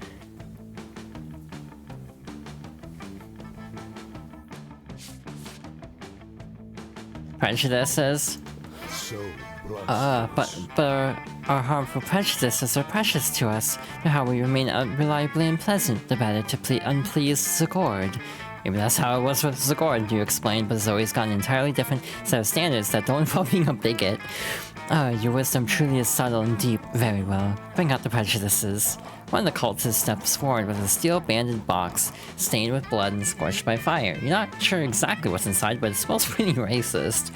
Now bring out the vat of acid we always carry around. Where are they keeping all this stuff? Those robes must be really roomy. I did not read roomy. Now dissolve the prejudices in acid. Go on, do it. The box dissolves with the sound of 1,000 grandmothers disapproving of your gender identity. God, that's a mood. Save now for later. We are suddenly unprotected from new and radical ideas. The revelations are flooding in. Could it be that we have been jerks? Alas, it is true. And it is true that also that our Lord demands from us one further sacrifice. It's the greatest sacrifice of all. We must sacrifice the past. The name Sigurd is gone, perished. Along with the dark timeline that gave it birth, here and now we rededicate ourselves to a new cult, the cult of Zoe. Wow, that worked way better than expected. Maybe you can dissolve the prejudices of other bigots in acid too. Maybe you can just dissolve... you can just dissolve the bait gets an acid. Either way, you gain +2 charm and +2 boldness. Sick. Let's go. Again, if we're constantly trying to raise charm and creativity, I guess we're back to the gym. Give me your money. Shouldn't you be trying to romance a classmate or something? Anyway, welcome. Oh hey, this carries over.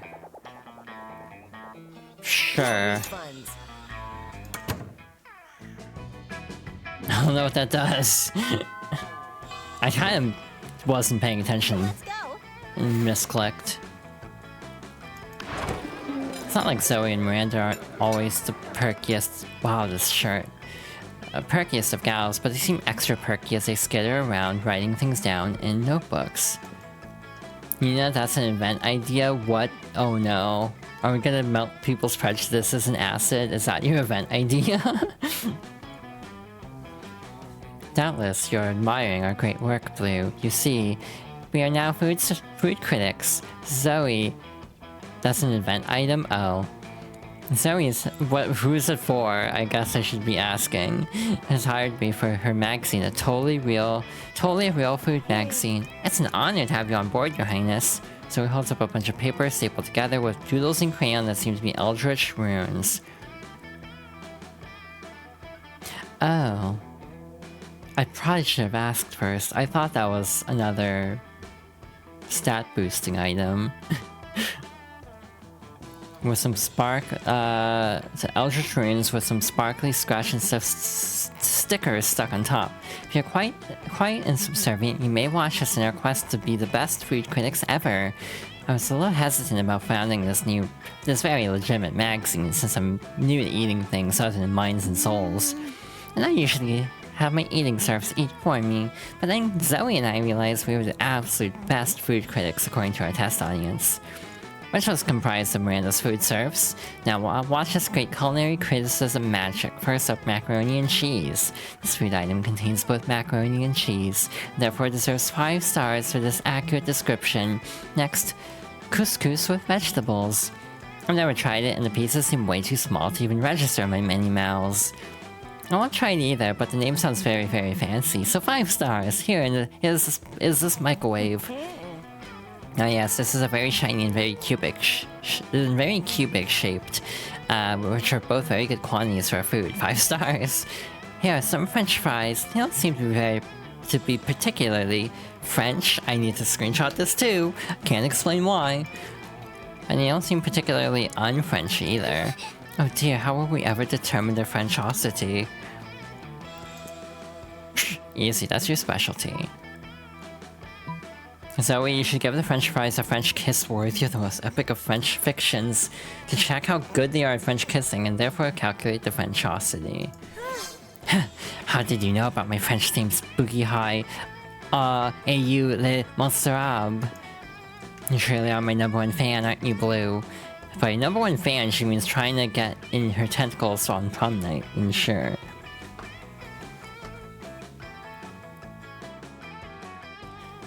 Huh. If you find them to be sufficiently good kissers, my eldritch compatriot, I will join you in this endeavor. It will be good practice for me when my prince comes along, provided I am not in an enchanted slumber at the time. I really feel like people shouldn't be kissing people in any kind of slumber, but that's a separate issue, so I'm just gonna make out with with a fried potato now. She does. Yes, I found that kiss to be both French and fried. 5 stars. 5 stars, and Blue, maybe you and I can work on other kissing adventures sometime. Heck yeah, and you do. It's called giving butterfly kisses to honey roasted butterflies to determine their butterfly factor. 5 stars. Okay.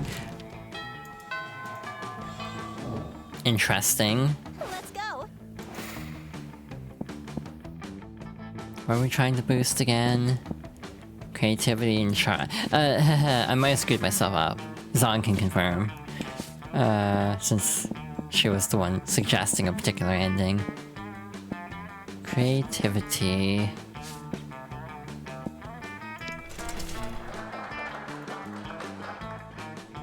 Seven roses to be exact. Damn, roses aren't a valid currency or stat in this game.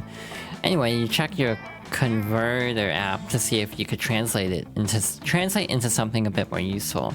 Seems 7 roses equal 2 creativity points. Sweet, you gain 2 creativity. You're wandering down the hallway reading Dragon Heat as discreetly as you can, which apparently isn't very, because Polly and Vera clocked this immediately.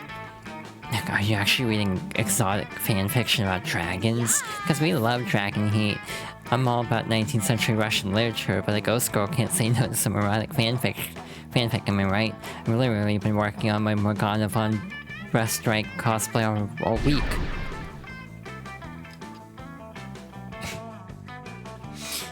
Oh my god. Hi. Hi, Zon. Oh god, hi. Hi, Freeze. Hi, Star. You just came in time for erotic dragon fanfiction, apparently. But happy All Saints Wake to you too. Oh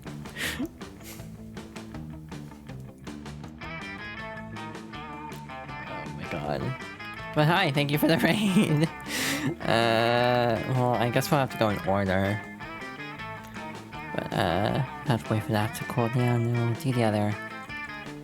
But yeah, I'm playing... Did we show up at the best time or the worst? Depends on what you're into. So, what does it mean by I'm on the event path? Should I, like, restart if I want Zoe's ending? Or should I, like... Or can I still get Zoe's ending even if I'm on an event path? Don't worry about why. Speak for yourself, Polly. I've never... Okay, fine, I may read Dragon Heat, but don't go around just telling people. We're clearly safe with her. A fellow Dracophile can always be trusted. Are you sure? I mean, anyone who's Dragon Heat must have a wicked mind. 297 chapters and counting, and it still manages to amaze me with all new levels of wrong. Yeah, right? I fucking love it. Yeah, I must admit, I'm a bit vanilla when it comes to fave chapters. The game is going to give you the Dragon Heat event, so if I want Zoe's, I'm gonna have to restart, right? Well, okay. It's fine. We can speed through this. Chop has a paper map, so vintage. Again, this is my first time playing this game. Hi, I'm Yuna. I'm a Snowfox VTuber and variety streamer on Twitch if you're new here.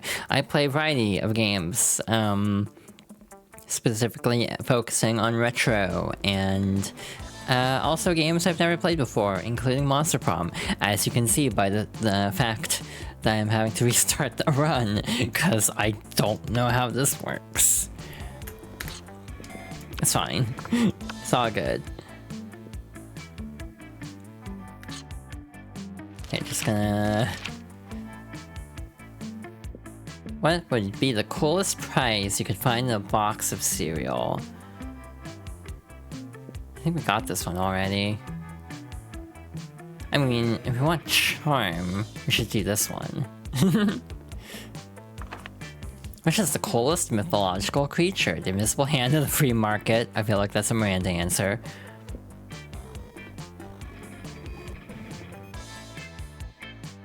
Sure. So creative. If you're an ice cream, which flavor would you be? Ikasumi. Ika means squid, right? I'm gonna take a gamble. Yep.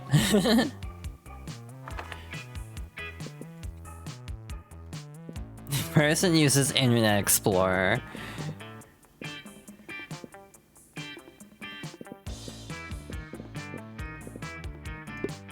Oh, god damn it.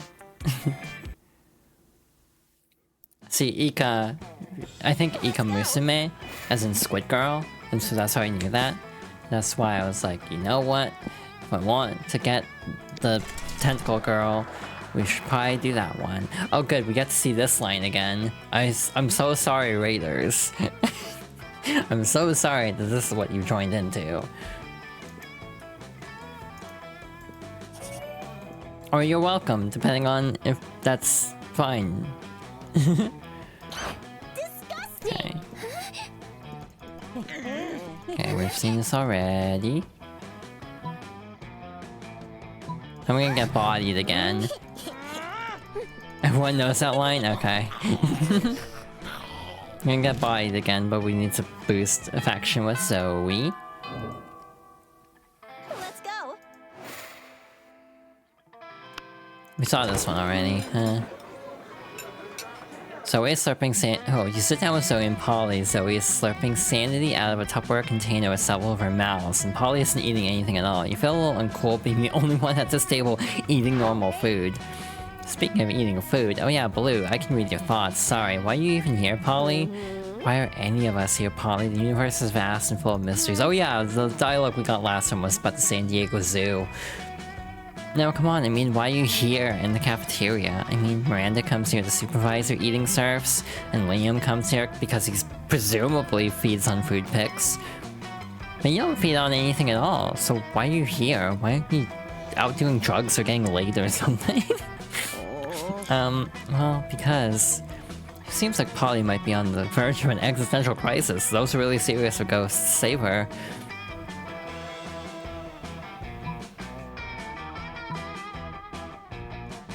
I feel like this is the Polly answer, and I feel like this is the Zoe answer.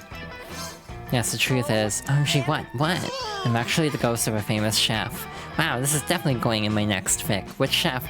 Julia Childs, Martha Stewart, Gordon Ramsay, but a fish first? Okay. Like, no clever pun there. I don't know, I was pretty high when I died, but I'm really good at cooking when I'm sober, which is not often, so I must have been a chef, right? That's the only logical explanation. I hereby declare this canon. You're proud to have been here for this historic moment, even if you know for a fact almost everything Polly just said was bullshit, minus the cooking part. You've been there. She's actually pretty decent at it when sober. But who are you to steal this moment from Zoe? She winks at you with one of the bottomless pits in her face. Nice. So those aren't eyes, apparently. Let's go. So back to the gym. Okay, I actually didn't read that one out the previous time. You notice Liam off by himself, happily drawing some steamy hot yaoi. You head over to say hi, but Zoe beats you there. Hi Liam, what you doing? Illustrating some erotic fanfic. Can I join you? No, you are enthusiastic pursuer. For your information, what I'm drawing is called yaoi, and it's not fanfiction, it is high art. I know what yaoi is, I have the internet. Too, but... Huh. I thought I had things set up to block messages like that. Oh well.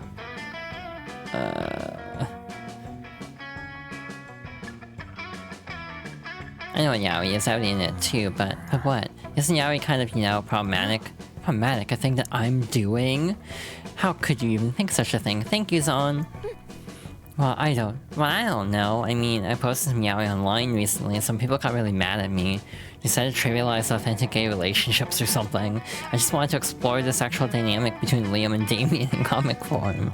Okay, first of all, that's my storyline. You have no right plagiarizing it. Second of all, I already told you yaoi is high art, and high art is only problematic to cretins. What?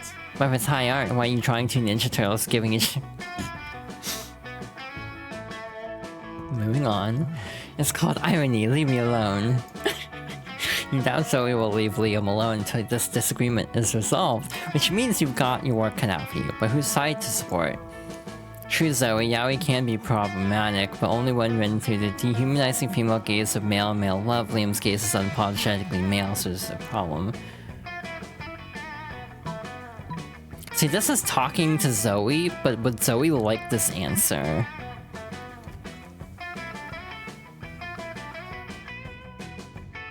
I feel like she would. Like, this is the one for Liam, I would assume? Like, is it that easy, or is it, like, backwards? I'm second-guessing myself. Ordinarily, I eschew the restrictive concept of gender, but for the purposes of winning this argument, I will make an exception. Yes, I am a man, and I'm immune from all criticism with regards to my yaoi. I swear I've had conversations like this in real life. Not this part, but just on yaoi in general. picture of these Ninja Turtles. Oh my god. Oh, they're discussing whether or not to adopt a dog together. That's so sweet and non-exploitive. Wait, how did they go from dog adoption to hand jobs in one page? Male relationships are complicated, Zoe. You wouldn't understand. It's alright, Liam. Male relationships, like the eldritch horrors of the worm dimension, are beyond mortal comprehension. Well, dodge. You gain +2 fun and +1 charm. Oh wait, that helped for Liam. Damn. Let's go. 07. Well, creativity. Charm is decent. I guess we're back to the class play. Seems you aren't getting the classic creativity boost from the auditorium, but afterwards, while talking to your classmates, you're having trouble conveying a point in a discussion, so you decide to convey it through music. You start singing, and suddenly, everyone else joins you in a kick-ass musical number. It's so amazing that the people with you, whom you were arguing, totally get your point, and change their minds once the song is over. Also, now that has timer on the previous shout-out has gone through, I'll also shout out, sorry, thank you again, both of you, for the raid. Again, interesting game to raid into. This is kind of not the normal type of game I play, but I do kind of enjoy games like this. I almost wanted to say something like furtively under my breath, but I'm going to actually show restraint. You gain +2 creativity. Oh. You spot Liam showing calculus or some images on his phone. I'm just kind of like, eh. I feel like I screwed this up again. You say that like Sarah doesn't love this series, that's also fair. See, I was interested in Zoe, so I'm just kind of tuning out this part. Oh. I keep doing the right answers. Wait, don't mean to. Never mind, that's for calculus, so that's fine. We're good. Maybe another time, but I want to focus on one at a time. Except that was Zoe in calculus. Zoe seems to have brought some fresh sanity today. That is, she has a screaming man strapped to the table and is currently siphoning his sanity out through his eye sockets. Friend Zoe, I'm afraid I must take issue with your current practice. What, eating? Eating in a manner which causes a human to repeatedly scream, "Kill me," while voiding his bowels and bladder. It does not seem nice. Are you for real? Like, I was born this way, okay? Well, not so much born as ripped from the fabric of reality itself and animated with equal parts raw malice and the concept of despair. But don't judge me. I do not possess the necessary firmware to judge you, Zoe. I do, however, wish that you would find another way to attain sustenance. You can't stand to see these two at odds. Maybe you could convince Zoe to change her ways, or convince Calculaster that they don't need changing. Sandy isn't even one of the top 5 worst things Zoe could be devouring from this dude. Status skeptical. Please list 5 things worse to devour from this man than insanity. Oh, that's easy. Deep-seated insecurities is one, poop is another, the crippling fear of death present in all mortals, pee, and worst of all, opinions. Are his opinions really that bad? Well, he's a prominent user on Reddit. Understood. Analysis complete. Sanity is an acceptable food substitute compared to several things that are worse. Nice, it's like I always say, when life gives you lemons, compare those lemons to the all-consuming void. The void is way worse than a couple of lemons. You couldn't agree more, mostly because you're interested in smooching Zoe, but still. Call me out, why don't you? Let's go. Back to the auditorium. Anyway, 2 creativity. So after careful internet research, this plant truly does look good enough to marry. That's right, it's I, the interdimensional prince, popping once more into this dimension to take an of legal age high school schooler for the betrothed, and this time I'm here for. You start to think of a polite way to explain that you're only interested in one of your 8 most charismatic classmates, or perhaps some bonus newbies, or maybe even people not on anyone else's radar after you bought an item at the shop or something. That plant right there. My plant? This plant? Plant Chelina Joliffe? Yes, the very same. She, he, it, they. However, this inanimate vegetable chooses to identify. It's clearly my soulmate. Marriage to Plant Chelina is the only thing that will ever save my lonely soul. Calculester seems a little unsure. Gosh, why is the prince like this? Is this guy a Nutella reference? Maybe. Always crashing high schools to marry people, and I guess plant life now. You need to stop him. Wait, do you need to stop him? Shouldn't you just let him marry the plant and stop pursuing your love interests? No, wait, maybe Calculester would be sad if his plant friend got married. Would he? God, I don't know. It'll probably all just be based on your stats anyway. Yeah, no, wait, no, yeah, just let him marry the fucking plant. And that's it? You're not going to stop me with an outlandish statement or wacky antics? No references to memes, no bees, just go ahead and marry the plant? Well, this is completely unexpected. I've never had anyone not try to stop one of my marriage proposals before. In fact, I'm realizing right now that I really only enjoyed the thrill of the chase in this instance. I have no desire for a future with this plant. I'm going to go find someone harder to marry. I'm going to marry the sun. Fairly well, student, robot, and rejected plant ex-fiancé. Do we have evidence to suggest that everyone from his dimension is like this, or is the prince simply unique? You don't know, and honestly, you don't care. Getting rid of the prince has given you more time to chat with Calculester peacefully. Find out a lot of Plant Chelina Joleaf's hobbies and interests and gain +2 smarts and +1 charm in the process. Damn.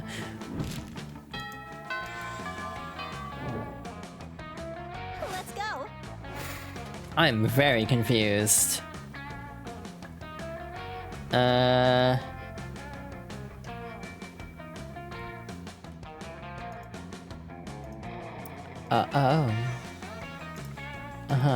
Okay. I'll keep that in mind. Let's just check in DMs. It's like, interesting.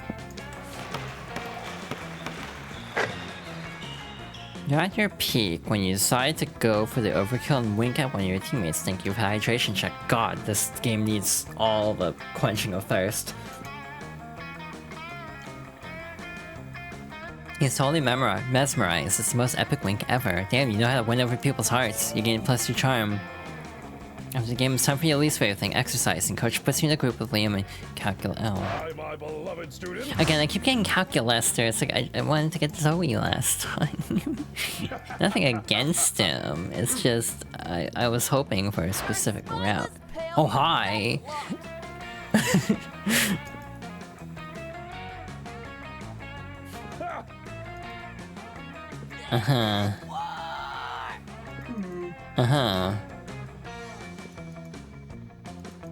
Interesting. Hi, Oni. Dahlia, this workout appears to be consist entirely of you throwing crocodiles at us. Let's talk more working out. Believe in yourself. You already believe in yourself quite a bit, but that doesn't change the fact that Dahlia is literally pelting you with live crocodiles. It is not ideal. What are you going to do about it? You slick your hair back, climb atop a mountain of gym mats, and speak the dreaded words. I'm here from high fashion brand TM. Look, it's working. The crocodiles are so scared they're howling? Yep, it sounds like a fire truck making love to a garbage disposal. No one likes it. It's terrible. I understand that we are all experiencing negative emotions as a result of this auditory phenomenon, but why is the wet wall of the gymnasium shaking? In answer to Calculester's question, the gym wall explodes inward to reveal a muscle-bound Adonis wielding a broadsword and a very tight polo. It's a representative from Lacoste, natural enemy to high fashion brand, and friend to all crocodiles. Run! But it's too late. You're no match for the powerful quads of the Lacoste representative. He ties you up and spanks you with his sword. This is what happens when you don't get enough crocodile workout, you weenie. You can't argue with that, mostly because the Lacoste representative stuff a gym talk in your mouth. What you can't do is lose -2 fun and -1 boldness, huh? Can I please get back on Curly Pop's route, please? You sit with Zoe and Damien. Damien seems angry but in a low energy way, which is very weird for him. You feel the urge to check. Don't talk to me, fuck mice. This is an interesting insult that I feel like could be taken as a challenge. Hi, thank you for the raid. You took hell with the Jack Bros. Oh shit. Thank you. Thank you for the raid. 1 second, I'm gonna do a shout out real quick. Hi! Hello, Jenny. Hello. Hello, Esper. Hello, Kylie. Hi, Damasta. I'm just trying to get everyone. And also from the last raid. Hi, Rex. Hi, Freeze. Hi, Star. So, yeah. Did you actually change your name, son?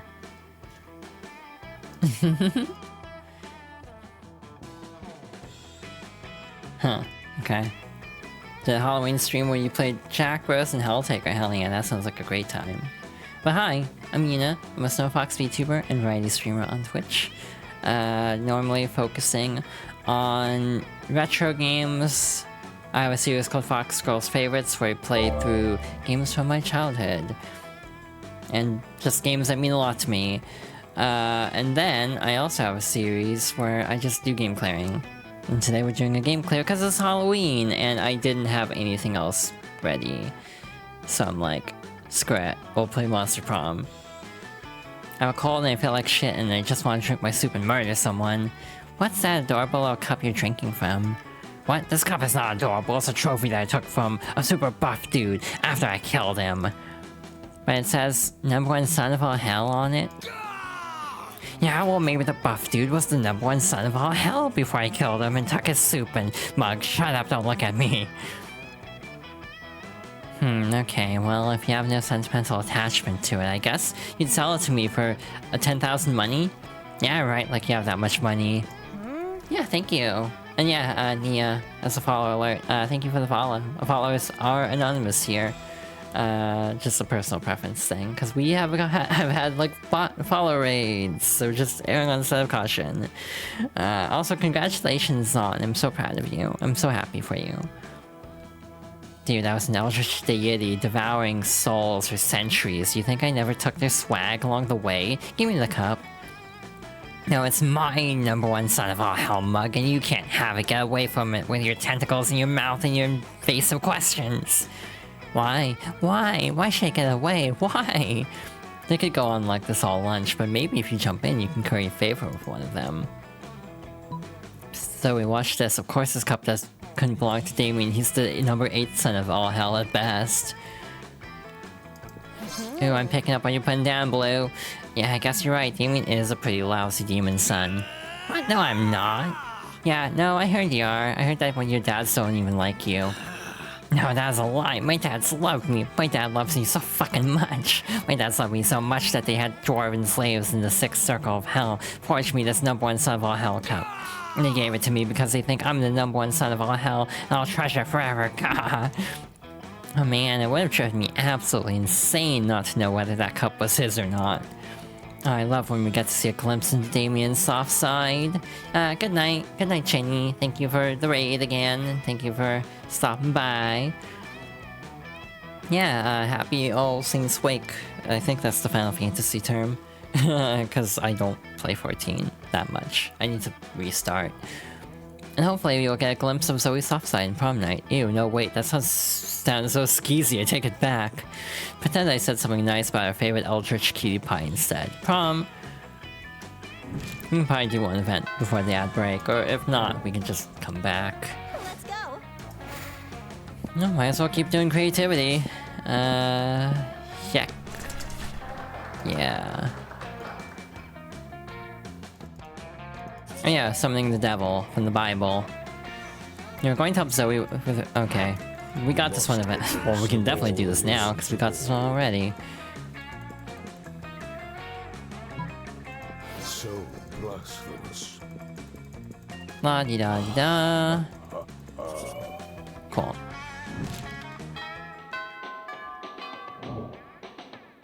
Let's go. I guess we can mix it up now, because we already have everything. I want to see what kind of event you could get with Zoe in the bathroom.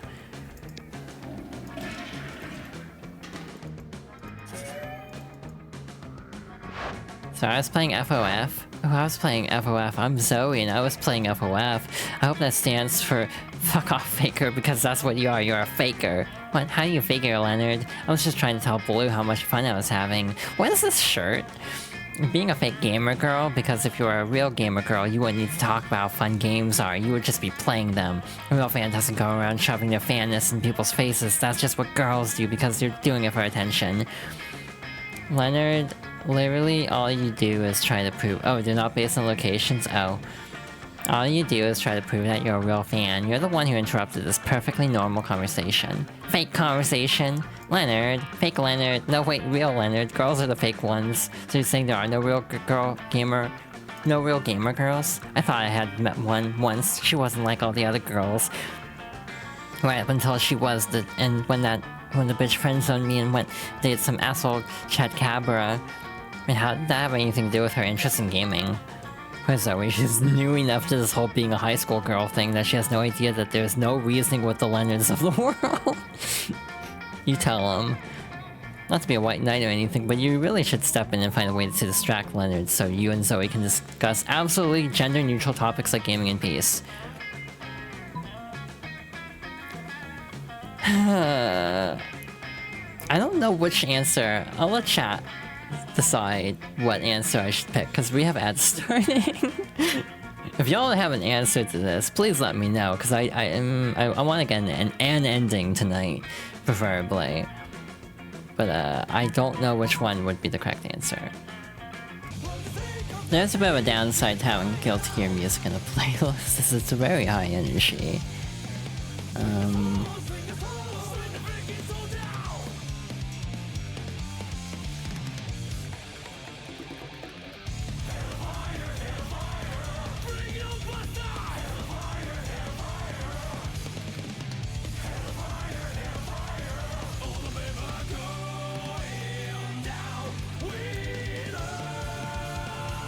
Just respond to something real quick. And we'll get back to it then. I'm gonna say option 2. Oh shit, I should turn off Hellfire. It's like...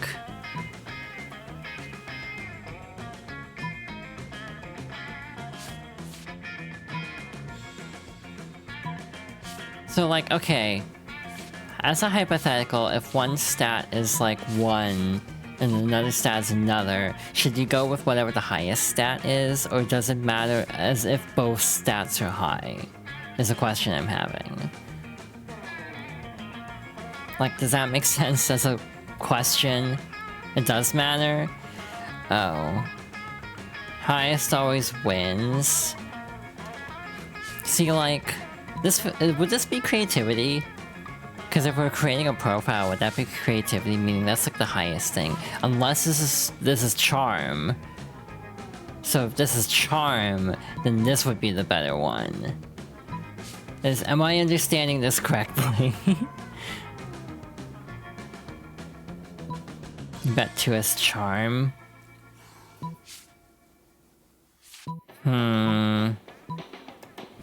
Oh. Smart. Yes, I also heard that they were saying every way of enjoying video games is valid as long as it's fulfilling to you personally. Of course there are no wrong ways to enjoy video games. Oh really? I'm kind of surprised I would have figured you, because the more wrong ways you enjoy video games, the more pleasure I get from telling you how wrong you are. If everyone only liked video games in the way where they were constantly proving that they love video games the most and shoving that superiority into everyone else's faces, now how can I prove that I love video games the most and shove that into everyone else's faces? Yeah, let me show you. Does, and it's so awful to use -3 charm. Ow. You and Zoe never even get to finish a conversation. Lame. Oh. Shit. Well, we can make back some of it during lunch, I suppose. You sit down with Zoe and Miranda. Miranda's paying no attention to her eating serfs, and Zoe's paying too much attention to them. What are you doing, Zoe? Don't you know how rude it is to ogle another woman's eating serfs? I'm not ogling, I'm researching for my fanfic. My dear, when it is about royalty, it is not called fanfic, it is called propaganda. What? Oh, I'm not writing about you right now. I'm writing about your eating serfs. What? Yeah, it's gonna be great. I'm going to really dive into their inner lives, their hopes, dreams, and desires. Oh, don't be silly. Serfs don't have any of those things. Do they, serfs? The eating serves eyes dark between Miranda and Zoe terrified. Should they speak or just shut up and eat?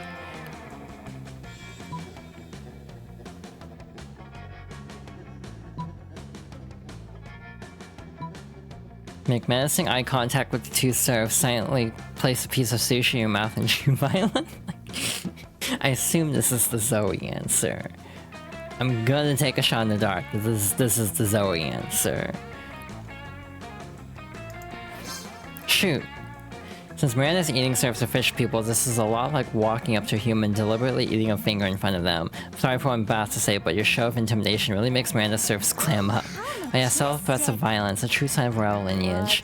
Ugh, what is it with mortals not wanting their flesh eaten? It's such a weird hang-up. If by weird you mean useful for controlling the masses, then I suppose I agree. Eating serfs try their best to ignore you as they stuff food into their quivering mouths. You feel like you did the right thing, but you don't have much of a conscience, so that's not saying much. Anyway, Miranda's happy. Damn.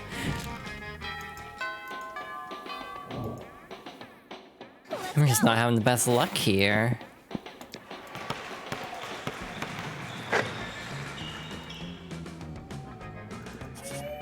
You lose 5 mercy, a stat that might be useful in most Prom sequel, but isn't now. And you gain +2 charm. This is gonna be Miranda, right? Nope, Zoe. You spot Zoe and say hello. She seems to be in a pretty good mood. Hey Blue, sorry about running out on you before. I was just overwhelmed by all that cult stuff. Speaking of them, they've actually been a lot better lately. They're still pretty clueless, but at least they haven't given me any more dead animals. Wonder what's gone into them. Well, better not to mess with success. Anyway, I gotta go study for my ambush finance midterms later. As Zoe leaves, you notice her cultist peeking around the corner. When she's gone, they sheepishly approach you. Hey, Blue, praise be to you for your unholy wisdom and stuff. We were just wondering. Did Zoe say anything about us? Does she like all the dead ghosts? Does she like all the dead ghosts we're not giving her? Are we using the right pronouns? We love her. All love her so much. And we want to make sure she's as happy or unhappy or ruthlessly insane as she possibly can be. I love her the most of all. Who said that? Whoever you are, you can't possibly love her more than I do. I'm the one standing at the front. I was standing in the front last time. We all look the same because we're all wearing masks. Silence! You can't silence me. You're not my Grand Master. Well, someone is right. I mean, we have a Grand Master, don't we? What kind of cult would we be without a Grand Master? We don't, do we? Well, that won't do. Please, Blue, grace us with your wisdom. How shall we choose our Grand Master? The title of Grandmaster should go to whoever can compose best theme song to sing Zoe every morning as if it's a new episode of her life. Creative, okay. A theme song, but we have only ever uttered guttural chants which twist the fibers of the mind. But if this is what our mistress commands, it must be done. Let the brainstorming begin. The cultists all split up to compose the best theme songs they possibly can. Some write feverishly on notepads, others sing quietly to themselves. One of them just does a bunch of squats for some reason. Finally, they reassemble to deliver their results. Okay, we're going to do this as a contest. But most of us just came up with discordant chanting. One of us blatantly copied a burrito and ad jingle, and one of us spent the whole time doing squats and now her legs are tired. So tired. Anyway, I'm the only one who actually wrote a song, so I guess I'm the Grand Master now. Here, have a listen. We are the cult of Zoe. We always sing...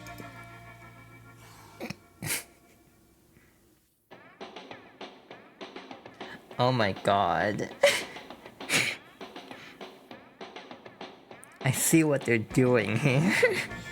And if you think we can't, we'll torture you for days. That's why the people of this plane believe in Zoe, or else they... I lost the tune. They got slain and eaten. Oh my god, this is amazing. Well, what do you think? It's not really a theme song for Zoe per se, but I think she'll probably get a kick out of it anyway. You gain +2 fun and +1 boldness. It's like I got like 2 lines. I got like 2 lines in. And I'm like, wait a minute. I haven't even seen the show, and I know what it's referencing. Back in the building again. That day while rehearsing for the class play, you totally forget your lines. It's terrible, but you don't let that get you down. You start improvising all your lines, and it's marvelous. Somehow it enhances the pathos of the play in unexpected ways. You're saying something since half of your improvisation is a rap battle against your inner fears. You gain +2 creativity. Hey Blue, I didn't expect to see you here. Don't you love how it's spooky high? We have so many friends, so you never know who's going to show up to. Oh, hi. Here's the plan for today, girls. Ah, it's the Coven. Joy, Hope, and Faith. You know our names. Of course, it's so cool to see you guys. Say the thing, say the thing. What thing? The thing, you know, the thing. Say it, say it. Say the thing. We're here to save the world. Ah, so great. Remember when I was trapped in a totem? Remember that? You guys were all... Don't you understand what you brought from that shop? Your totem is the gourd, ruler of the Dark Realms, an agent of destruction. We must dispose of the totem before the world suffers. Yeah, sorry about that. Are you kidding? That was awesome. And then someone stepped in and succeeded or failed at something. I don't really remember. I've lived through so many events and things in my life, it's hard to keep them straight. Or gay. But the point is, it's all fine now. Now we're all on the same team, and I'm totally ready to join the Coven. Whoa. Don't get us wrong. It's nice for someone to appreciate how hard we work to keep the world safe instead of trying to belittle and or sabotage us. But you can't just... Who the hell is this guy? Well, look who it is. We meet again. Dimitri! Oh my god, my ears are bleeding. Who are you? What are you? Who are you? Why are you? Oh my gosh, I'm a totem. I mean, I was a totem. I was a high school girl. No, I am a high school girl. Sorry, oh gosh. So listen, I know most people are all about that Dimitri life, where they assume that the reason you often turn to the good side before bad again is because you're deep forbidden love for Joy. Never. Joy means nothing to me. I feel nothing for her. Feel nothing of her at all. A beautiful manly tear trickles down Dimitri's face as he stares into the distance. Right, yeah, totally. I've always been reading for Homitri, as in you're getting together with Hope. Not like Ho-Mitri from my fanfic where you're forced to work in a brothel. I'm here for one reason only, to take from the Coven their cursed bloodstone. I take no pleasure from seeing their smiling faces, and I will take no sorrow in seeing their corpses. Fine. Okay, Coven, how are we gonna defeat them? You're not in the Coven, Zoe! At that point, everything around Dimitri is caught fire somehow, and the deadly glow lights up his dark but very sexy smile. Time to find a way to get out of this whilst getting Zoe into the Coven.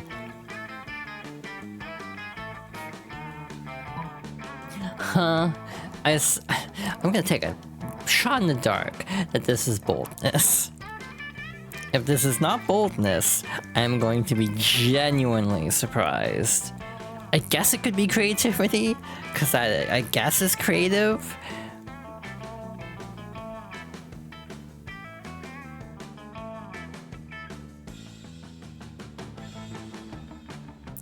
Now I'm second guessing myself.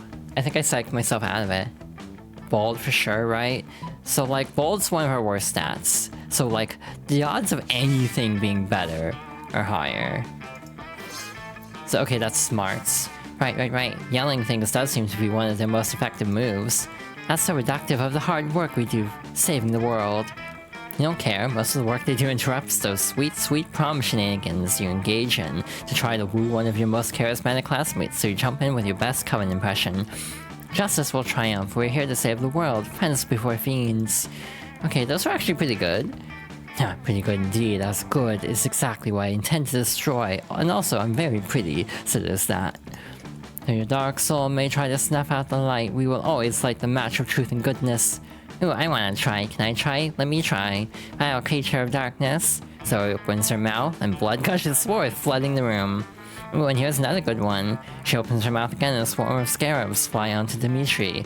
What? No, my precious corporeal form! I shall not be eaten by bugs. Not today. These creatures will not consume my flesh, the way my heart was once consumed by. No, it's in the past now. Never again. Darkness is my calling. That was horrifying. Horrifyingly awesome. Actually, yes, I guess you can be an honorary Coven member for today at least. Woohoo! And it's all thanks to you, Blue. Can't wait to have more Coven adventures. Wow, that might actually not be terrible. Maybe, did Zoe just make the Coven cool? For now at least, you know what else is cool. +2 charming, +1 fun. Hell yeah. Noon. Where are you? You're with Dimitri, or the Damien again. You walk up to see Damien closely inspecting Zoe's body. Not like that, you perv. What that mouth? Okay. Okay, that sounds bad, but wait for it. Oh, that one's for eating whole live birds. And that one?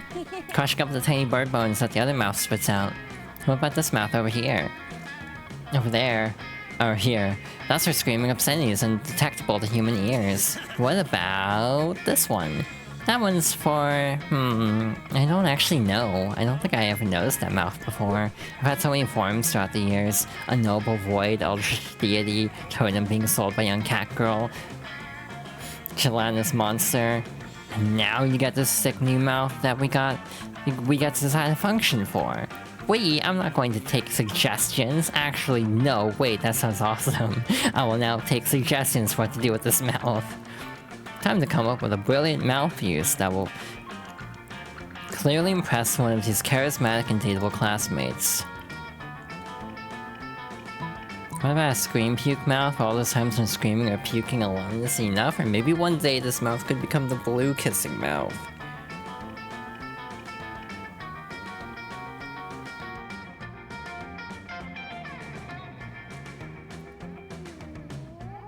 Two?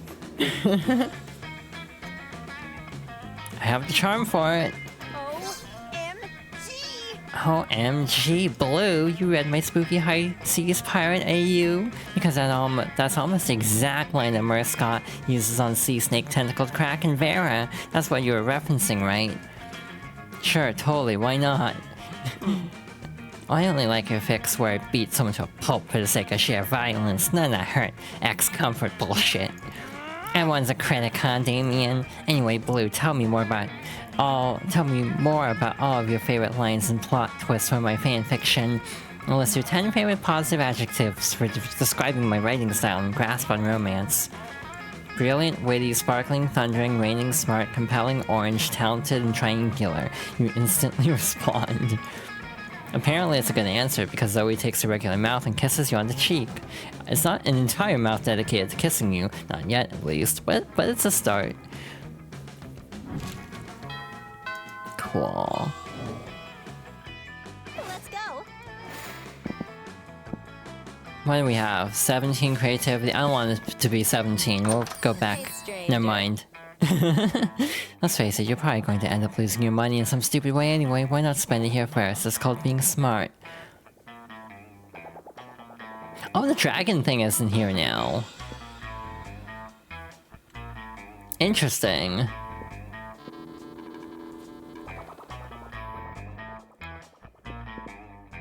I mean... Okay, I'm going to ask. Do any of these lock me into an ending?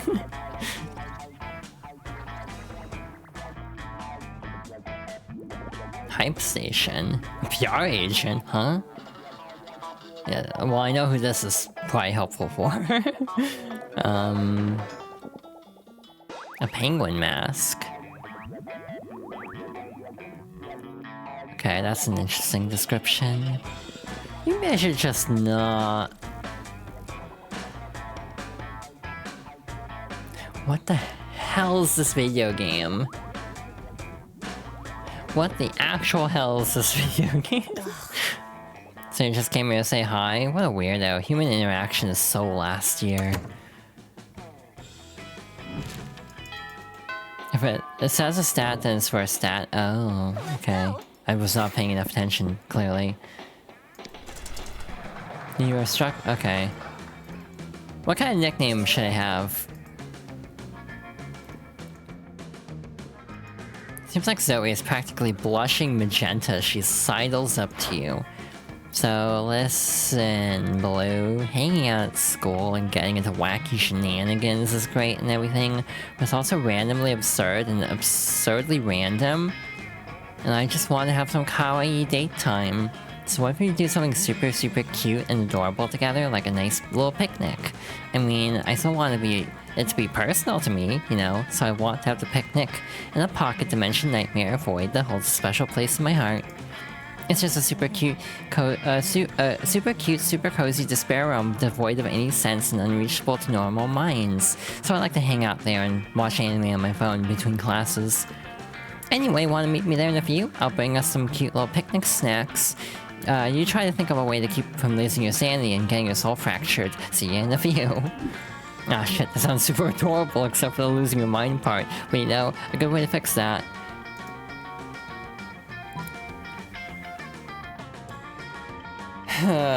Grab a cup of coffee, some nuts, some blueberries, and scarf them down. All food well known for being good for your brain.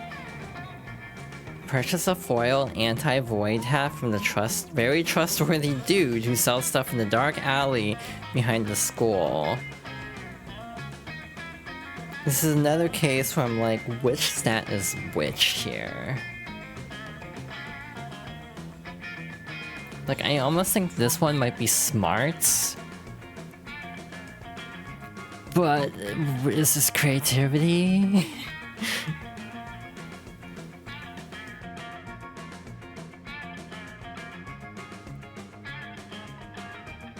I'm just kind of like, I'm leaning this one just because our smarts are not great. Unless this is fun. If this is fun, that would be bad.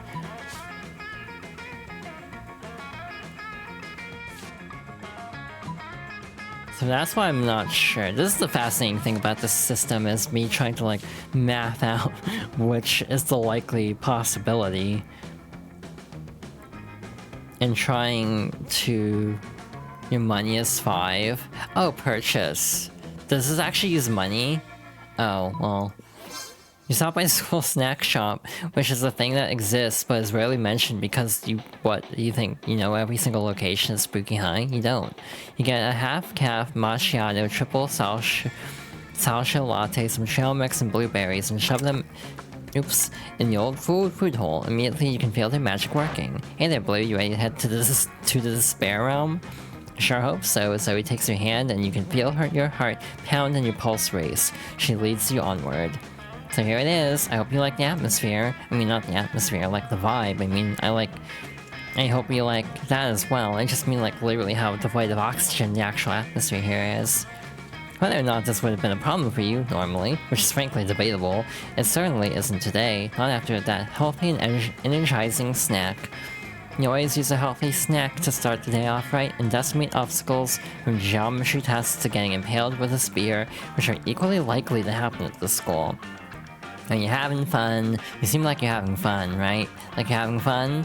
I mean, you're not shrieking with agony and your eyes haven't melted out of your face and you're still speaking coherently, so that's pretty good for this dimension. It's a good baseline for any date, really. You and Zoe have a wonderful and super cutesy time drinking your sodas to the sounds of the wind echoing in your ears, eerily like the shrieks of the dying. Seems like your healthy snack wasn't quite healthy enough to keep your brain from any change whatsoever, because you're now inexplicably highly empathic to the feelings of raccoons. There's a joke here I can make, and I'm not going to make it. But it was still everything Zoe dreamt of, specifically that you survived it, and you gained plus your charm with raccoons, which bleeds over into your regular monster life too, along with +1 fun.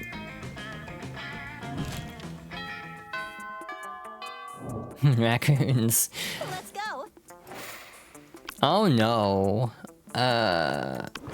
When you get to Damien and Zoe's table, you find yourself in the middle of a pretty tense situation. Dahlia and Damien are sitting right next to each other, chewing their lunches way too hard and furiously ignoring each other.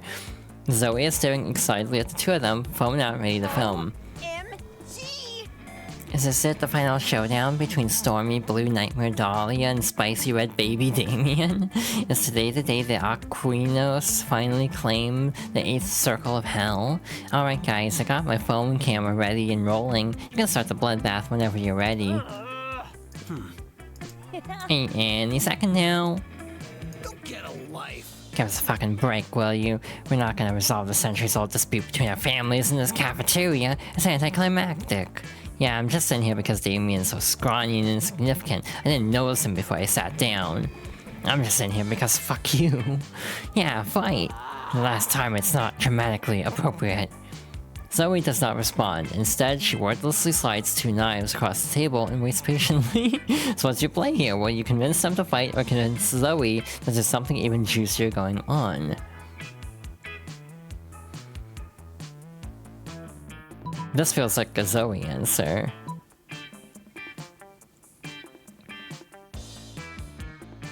This feels like a Damien answer. Because he's more about fighting. And I think Zoe would be more interested in this. What? What? Number 1, I don't have feelings. Number 2, if I did, none of them would be secret sexy feelings for this blue raspberry crap copter. I'm even angrier than Damien about your inaccurate assumption. It's just another way in which I am superior to him. Carry you for this. Later, because right now I'm eating lunch, and lunch is not the time for climactic slaughter. Only regular slaughter? Oh, their words don't fool me. I can see the sexual chemistry bubbling below the surface, like a river of boiling blood. It's adorable. Hey, Blue, I noticed you haven't tried to fight me to the death either, if you know what I mean. You're pretty sure you do, and you're all about it. Cool. One more event. Let's go. We haven't gone, like, to a lot of places, to be honest. That day, you listened to your elders and learned valuable lessons. Sometimes after all the monster nonsense and the dating gimmicks... Yeah, okay, we saw this, I think. You finish what you're doing and are about to settle down for some quality slacking off when Zoe's cultists come shuffling over. Greetings, mighty prophet. Your disguise is so convincing today. You look for all the world like an ordinary high school student. Yeah, cool. You ask them what they want. Want is a concept alien to us. We receive everything we could possibly desire through communion with our dark mistress. But we need some advice. You see, tonight is the reoccurrence of an event which used to bear great significance to the cult of Zagord. It is the night when the bloody moon passes between the jaws of Dracolic Peak, causing this realm and the plane of torment to merge.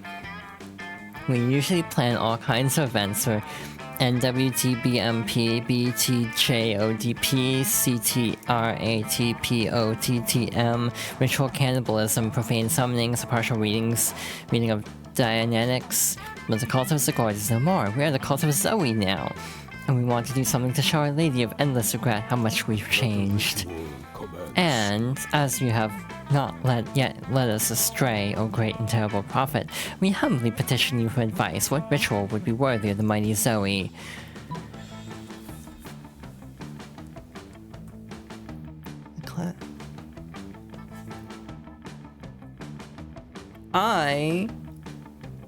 Yeah, I think this is fun, right?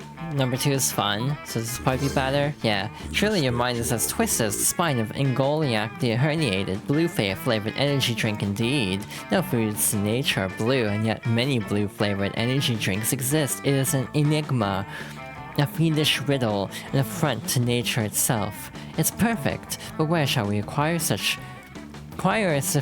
a sufficient quantity of such an unnatural elixir? Luckily for everyone, you've spent the last 9 years stockpiling a lifetime supply of blue-flavored energy drinks in case there's an apocalypse that only destroys blue-flavored food and drinks. Blue, your wisdom and generosity never ceases to amaze. Now armed with this blue bounty, let us summon Zoe. The cultists lapse into guttural chanting and unspeakable gestures, and within moments, Zoe materializes.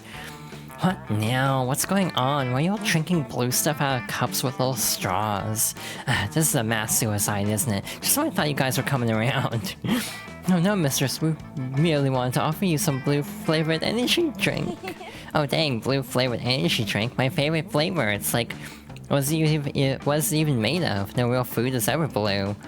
Joy and jubilation. It is just as our prophet Blue said it would be. Wait, you're the new prophet, so it's you who got them to use my proper name and stop sacrificing goats and all that? Uh-oh, are you in trouble or something? You hate trouble. You rule, this is the best my cult has ever behaved. Wait, Blue rules? But we thought you were our ruler, Blue. Oh yeah, well, we both rule now. Well, we both will then. We're co-monarchs. And you know, I'm thinking we might want to consummate our co-monarchy, if you get me. Oh, you get her alright, or at least you hope you do. You hate for it to be a thing where your brain gets eaten or something. Anyway, in the meantime, you gain +2 fun and +1 charm. The monster prom draws near. Well... This is a very cute outfit, by the way. Hey ya. This is also a very cute outfit. Let's go. Alrighty. Hey, if it isn't my favorite prophet. You've been the best, Blue. Those cultists were just the worst till you finally did your thing. You care, and caring is sexy. And you know what else is sexy? An army of cultists that want to do anything to worship me and please me. So what if, at prom night, we all look for new ways to have fun together? Wowee! Prom night comes, you have a lot of fun. You and Zoe have the best time together, and the cultists make it way better. You'll laugh at all your jokes, making you look funnier. They surround you in a circle, mesmerized, while you and Zoe slow dance. By the end of the night, they join you in some very restless rituals and flavorful festivities. And Zoe, so fun, so fabulous, so fierce. She surely is one to worship. I'm just screenshotting. I don't, cause I do a game clearing thread. I usually get whatever's like the last screenshot before like credits. I don't know what the last dialogue box is. All hail the cult of Zoe. I guess it's probably that, huh?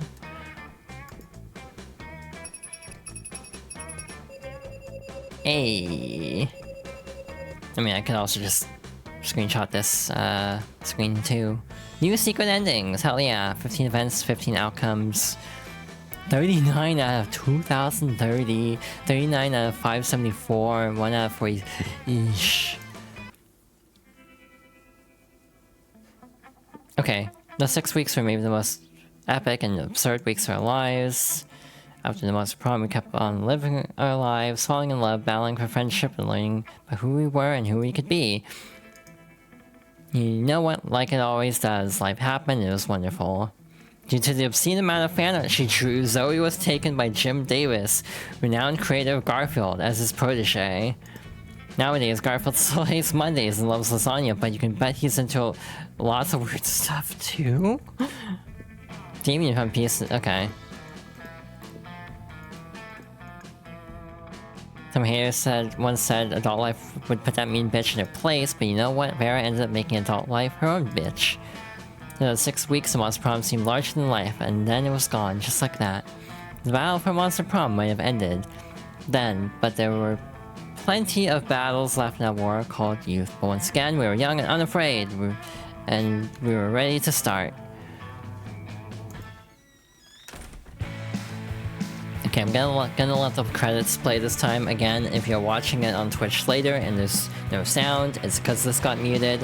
If you're watching it on YouTube and there's no game audio during this part, it's because it's on mute. You beat the game, how do you feel? I feel like I had a great time. I had a lot of fun with this. I want to do more endings. Maybe off stream, I think I will work through more of the endings. Thank you for the hydration check. I'm, unfortunately for tonight, almost out of tea. Maybe I should get more tea. I do like tea a fair amount.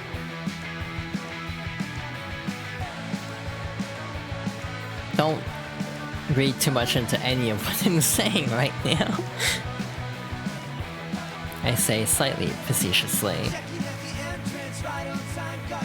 Yeah, I mean, I was joking about, like, I really like visual novels. I have so many visual novels to go through.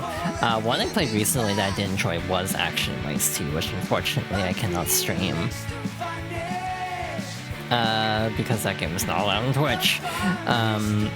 But I do enjoy my Sea of Hammer, and that's why I keep joking about tea. You know, visual novels, it's just kind of making me think of that. You should really play with more people. With people, it's a lot better. Yeah, I just kind of want to get a feel for how the game works, because this is my first experience with this franchise, so I just kind of want to get a feel for it. Because I can do 2 and 3, I might try to get a crew together.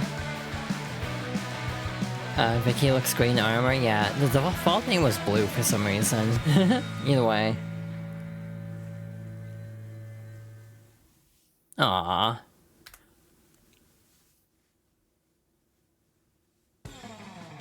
Unlock. You have unlocked 10 new images in the gallery. Where's my mouse cursor? There it is.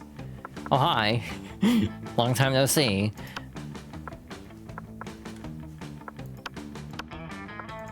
So this is the ending we got, unfortunately. Oh, they're all going through it.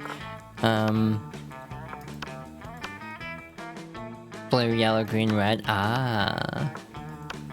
So yeah, this is the CG we got. Wonder why this is on his favorite, huh?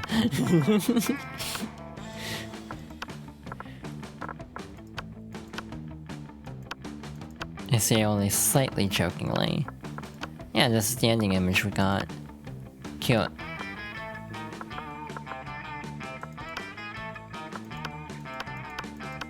Oh, there's a lot of game here.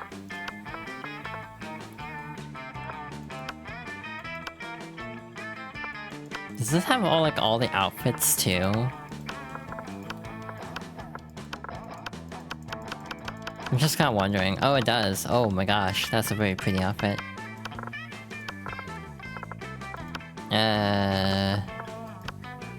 Where are they? Are they not here? 'Cause like... DLC cast kind of a thing? Or am I just missing where... Oh, there. Jesus. Okay. I just don't have eyes sometimes. Oh. We did not see the sprite, which is probably a good thing that we did not incur her wrath.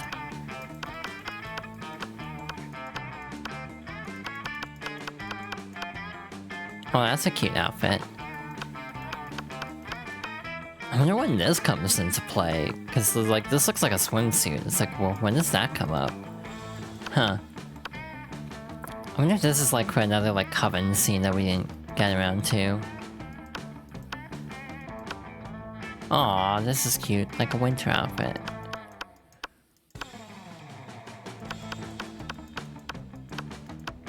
Back to default. Okay, so basically you can actually see all their outfits. Interesting.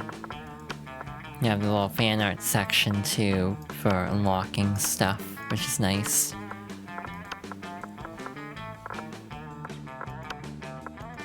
Yeah, well, oh wait, they all, oh my god, they all have variations. They're like fishing schemes. Oh. There's a swimsuit? Ooh. Well, that's intriguing. But yeah, I will count this as a game clear. Because I did get an ending. But, oof, that's a lot of endings. So yeah. We might come back to this game in the future. I might try to do a co-op playthrough, or like a multiplayer playthrough. Or I might not. And again, I also still have Monster Rum 2 and 3. I don't own 4. But, you know, it'll probably be on sale at some point. But yeah. That was fun. I had a good time. Just nice little fun, lighthearted visual novel. Again, the multiplayer aspect I think would be really fascinating. But again, it's a case of like, needing to coordinate stuff for that, which I am bad at coordinating things. Failing as an ending as far as the game cares. And that's true. I just wanted to have a good ending to, you know, wrap things up. I didn't want to have, like, end it on a bad ending. I was hoping we could get something good, which is part of the reason I was asking chat for some, feedback on that, just to try to get a good ending. Yeah, I think that's gonna do it for tonight.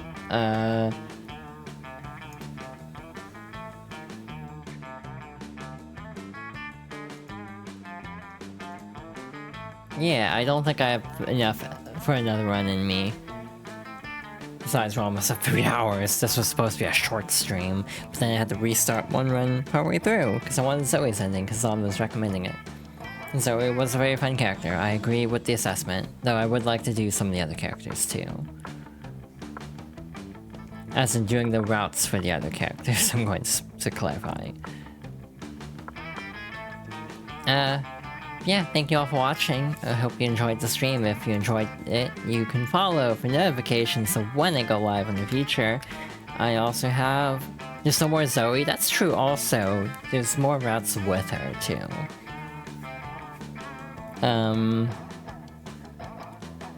But I have a YouTube channel for edited down playthroughs. I don't know if this is gonna end up on the main YouTube, like edited down, just because of how much of a mess parts of it were. Like me trying to get a good ending. And like the failed runs and stuff. This might just be a Twitch and VOD channel playthrough, but anyway, I do have a VOD channel for archives. I have a Blue Sky for posting when I go live, and also a lot of reposting of fan art, usually.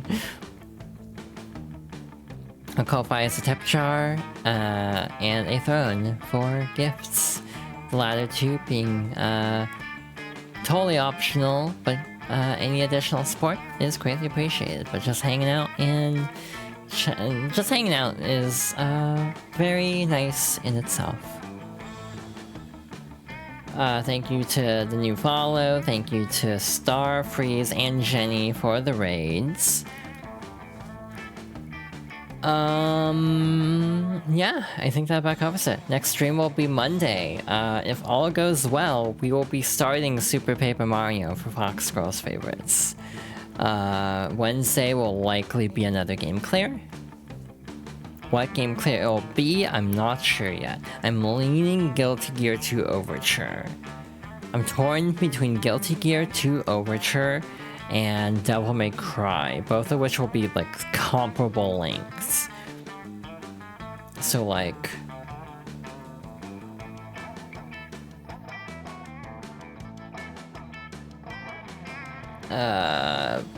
three streams, if I were to make an estimate. Maybe 4 streams.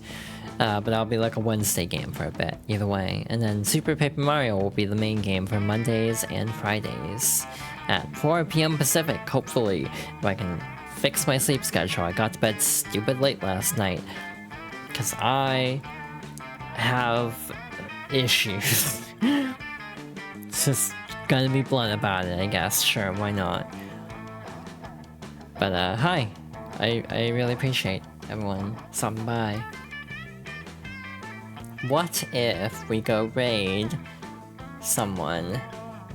There's a temptation to do a specific raid message that definitely will not backfire.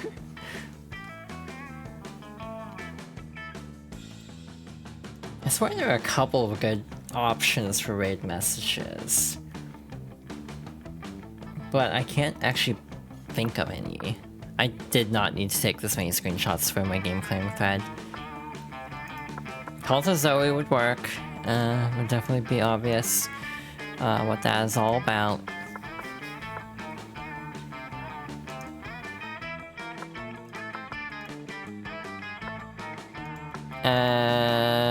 Yeah. That works. You want to do all caps or like not all caps? The funny part is, like, if I'm typing freehand, I almost never capitalize anything, just because I like typing quickly.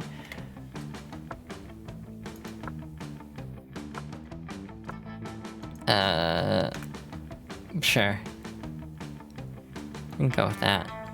And I see someone is live that I can raid, so let's go raid that person. Just gonna make sure everything's good. I thought I saw them go live at least, but we'll make sure. 'Cause I'm silly. Okay, yeah, we can go raid that. Where's the button? Here it is. I swear, this is not my first day on the job, and yet... Raid Cupo. I almost was like, do we come up with an even more extreme raid message if we're raiding Cupo, because he will not mind. It's like, if we wanted to just go all out with the raid message, this would be a decent opportunity. But if not, we can go with that. But yeah, thank you all for watching. Hope everyone enjoyed. This was fun, and again, I would be down to come back for this, for multiplayer in the future. So, yeah. But yeah, thank you all. I'm bad at outros. I hope everyone has a good rest of their evening. Oh yeah, and a good rest of your Halloween, too. I hope my Halloween is good. I don't really celebrate Halloween, but I technically have plans, so that's gonna be fun, I hope. Question mark. But yeah. Good night, everybody. Take care.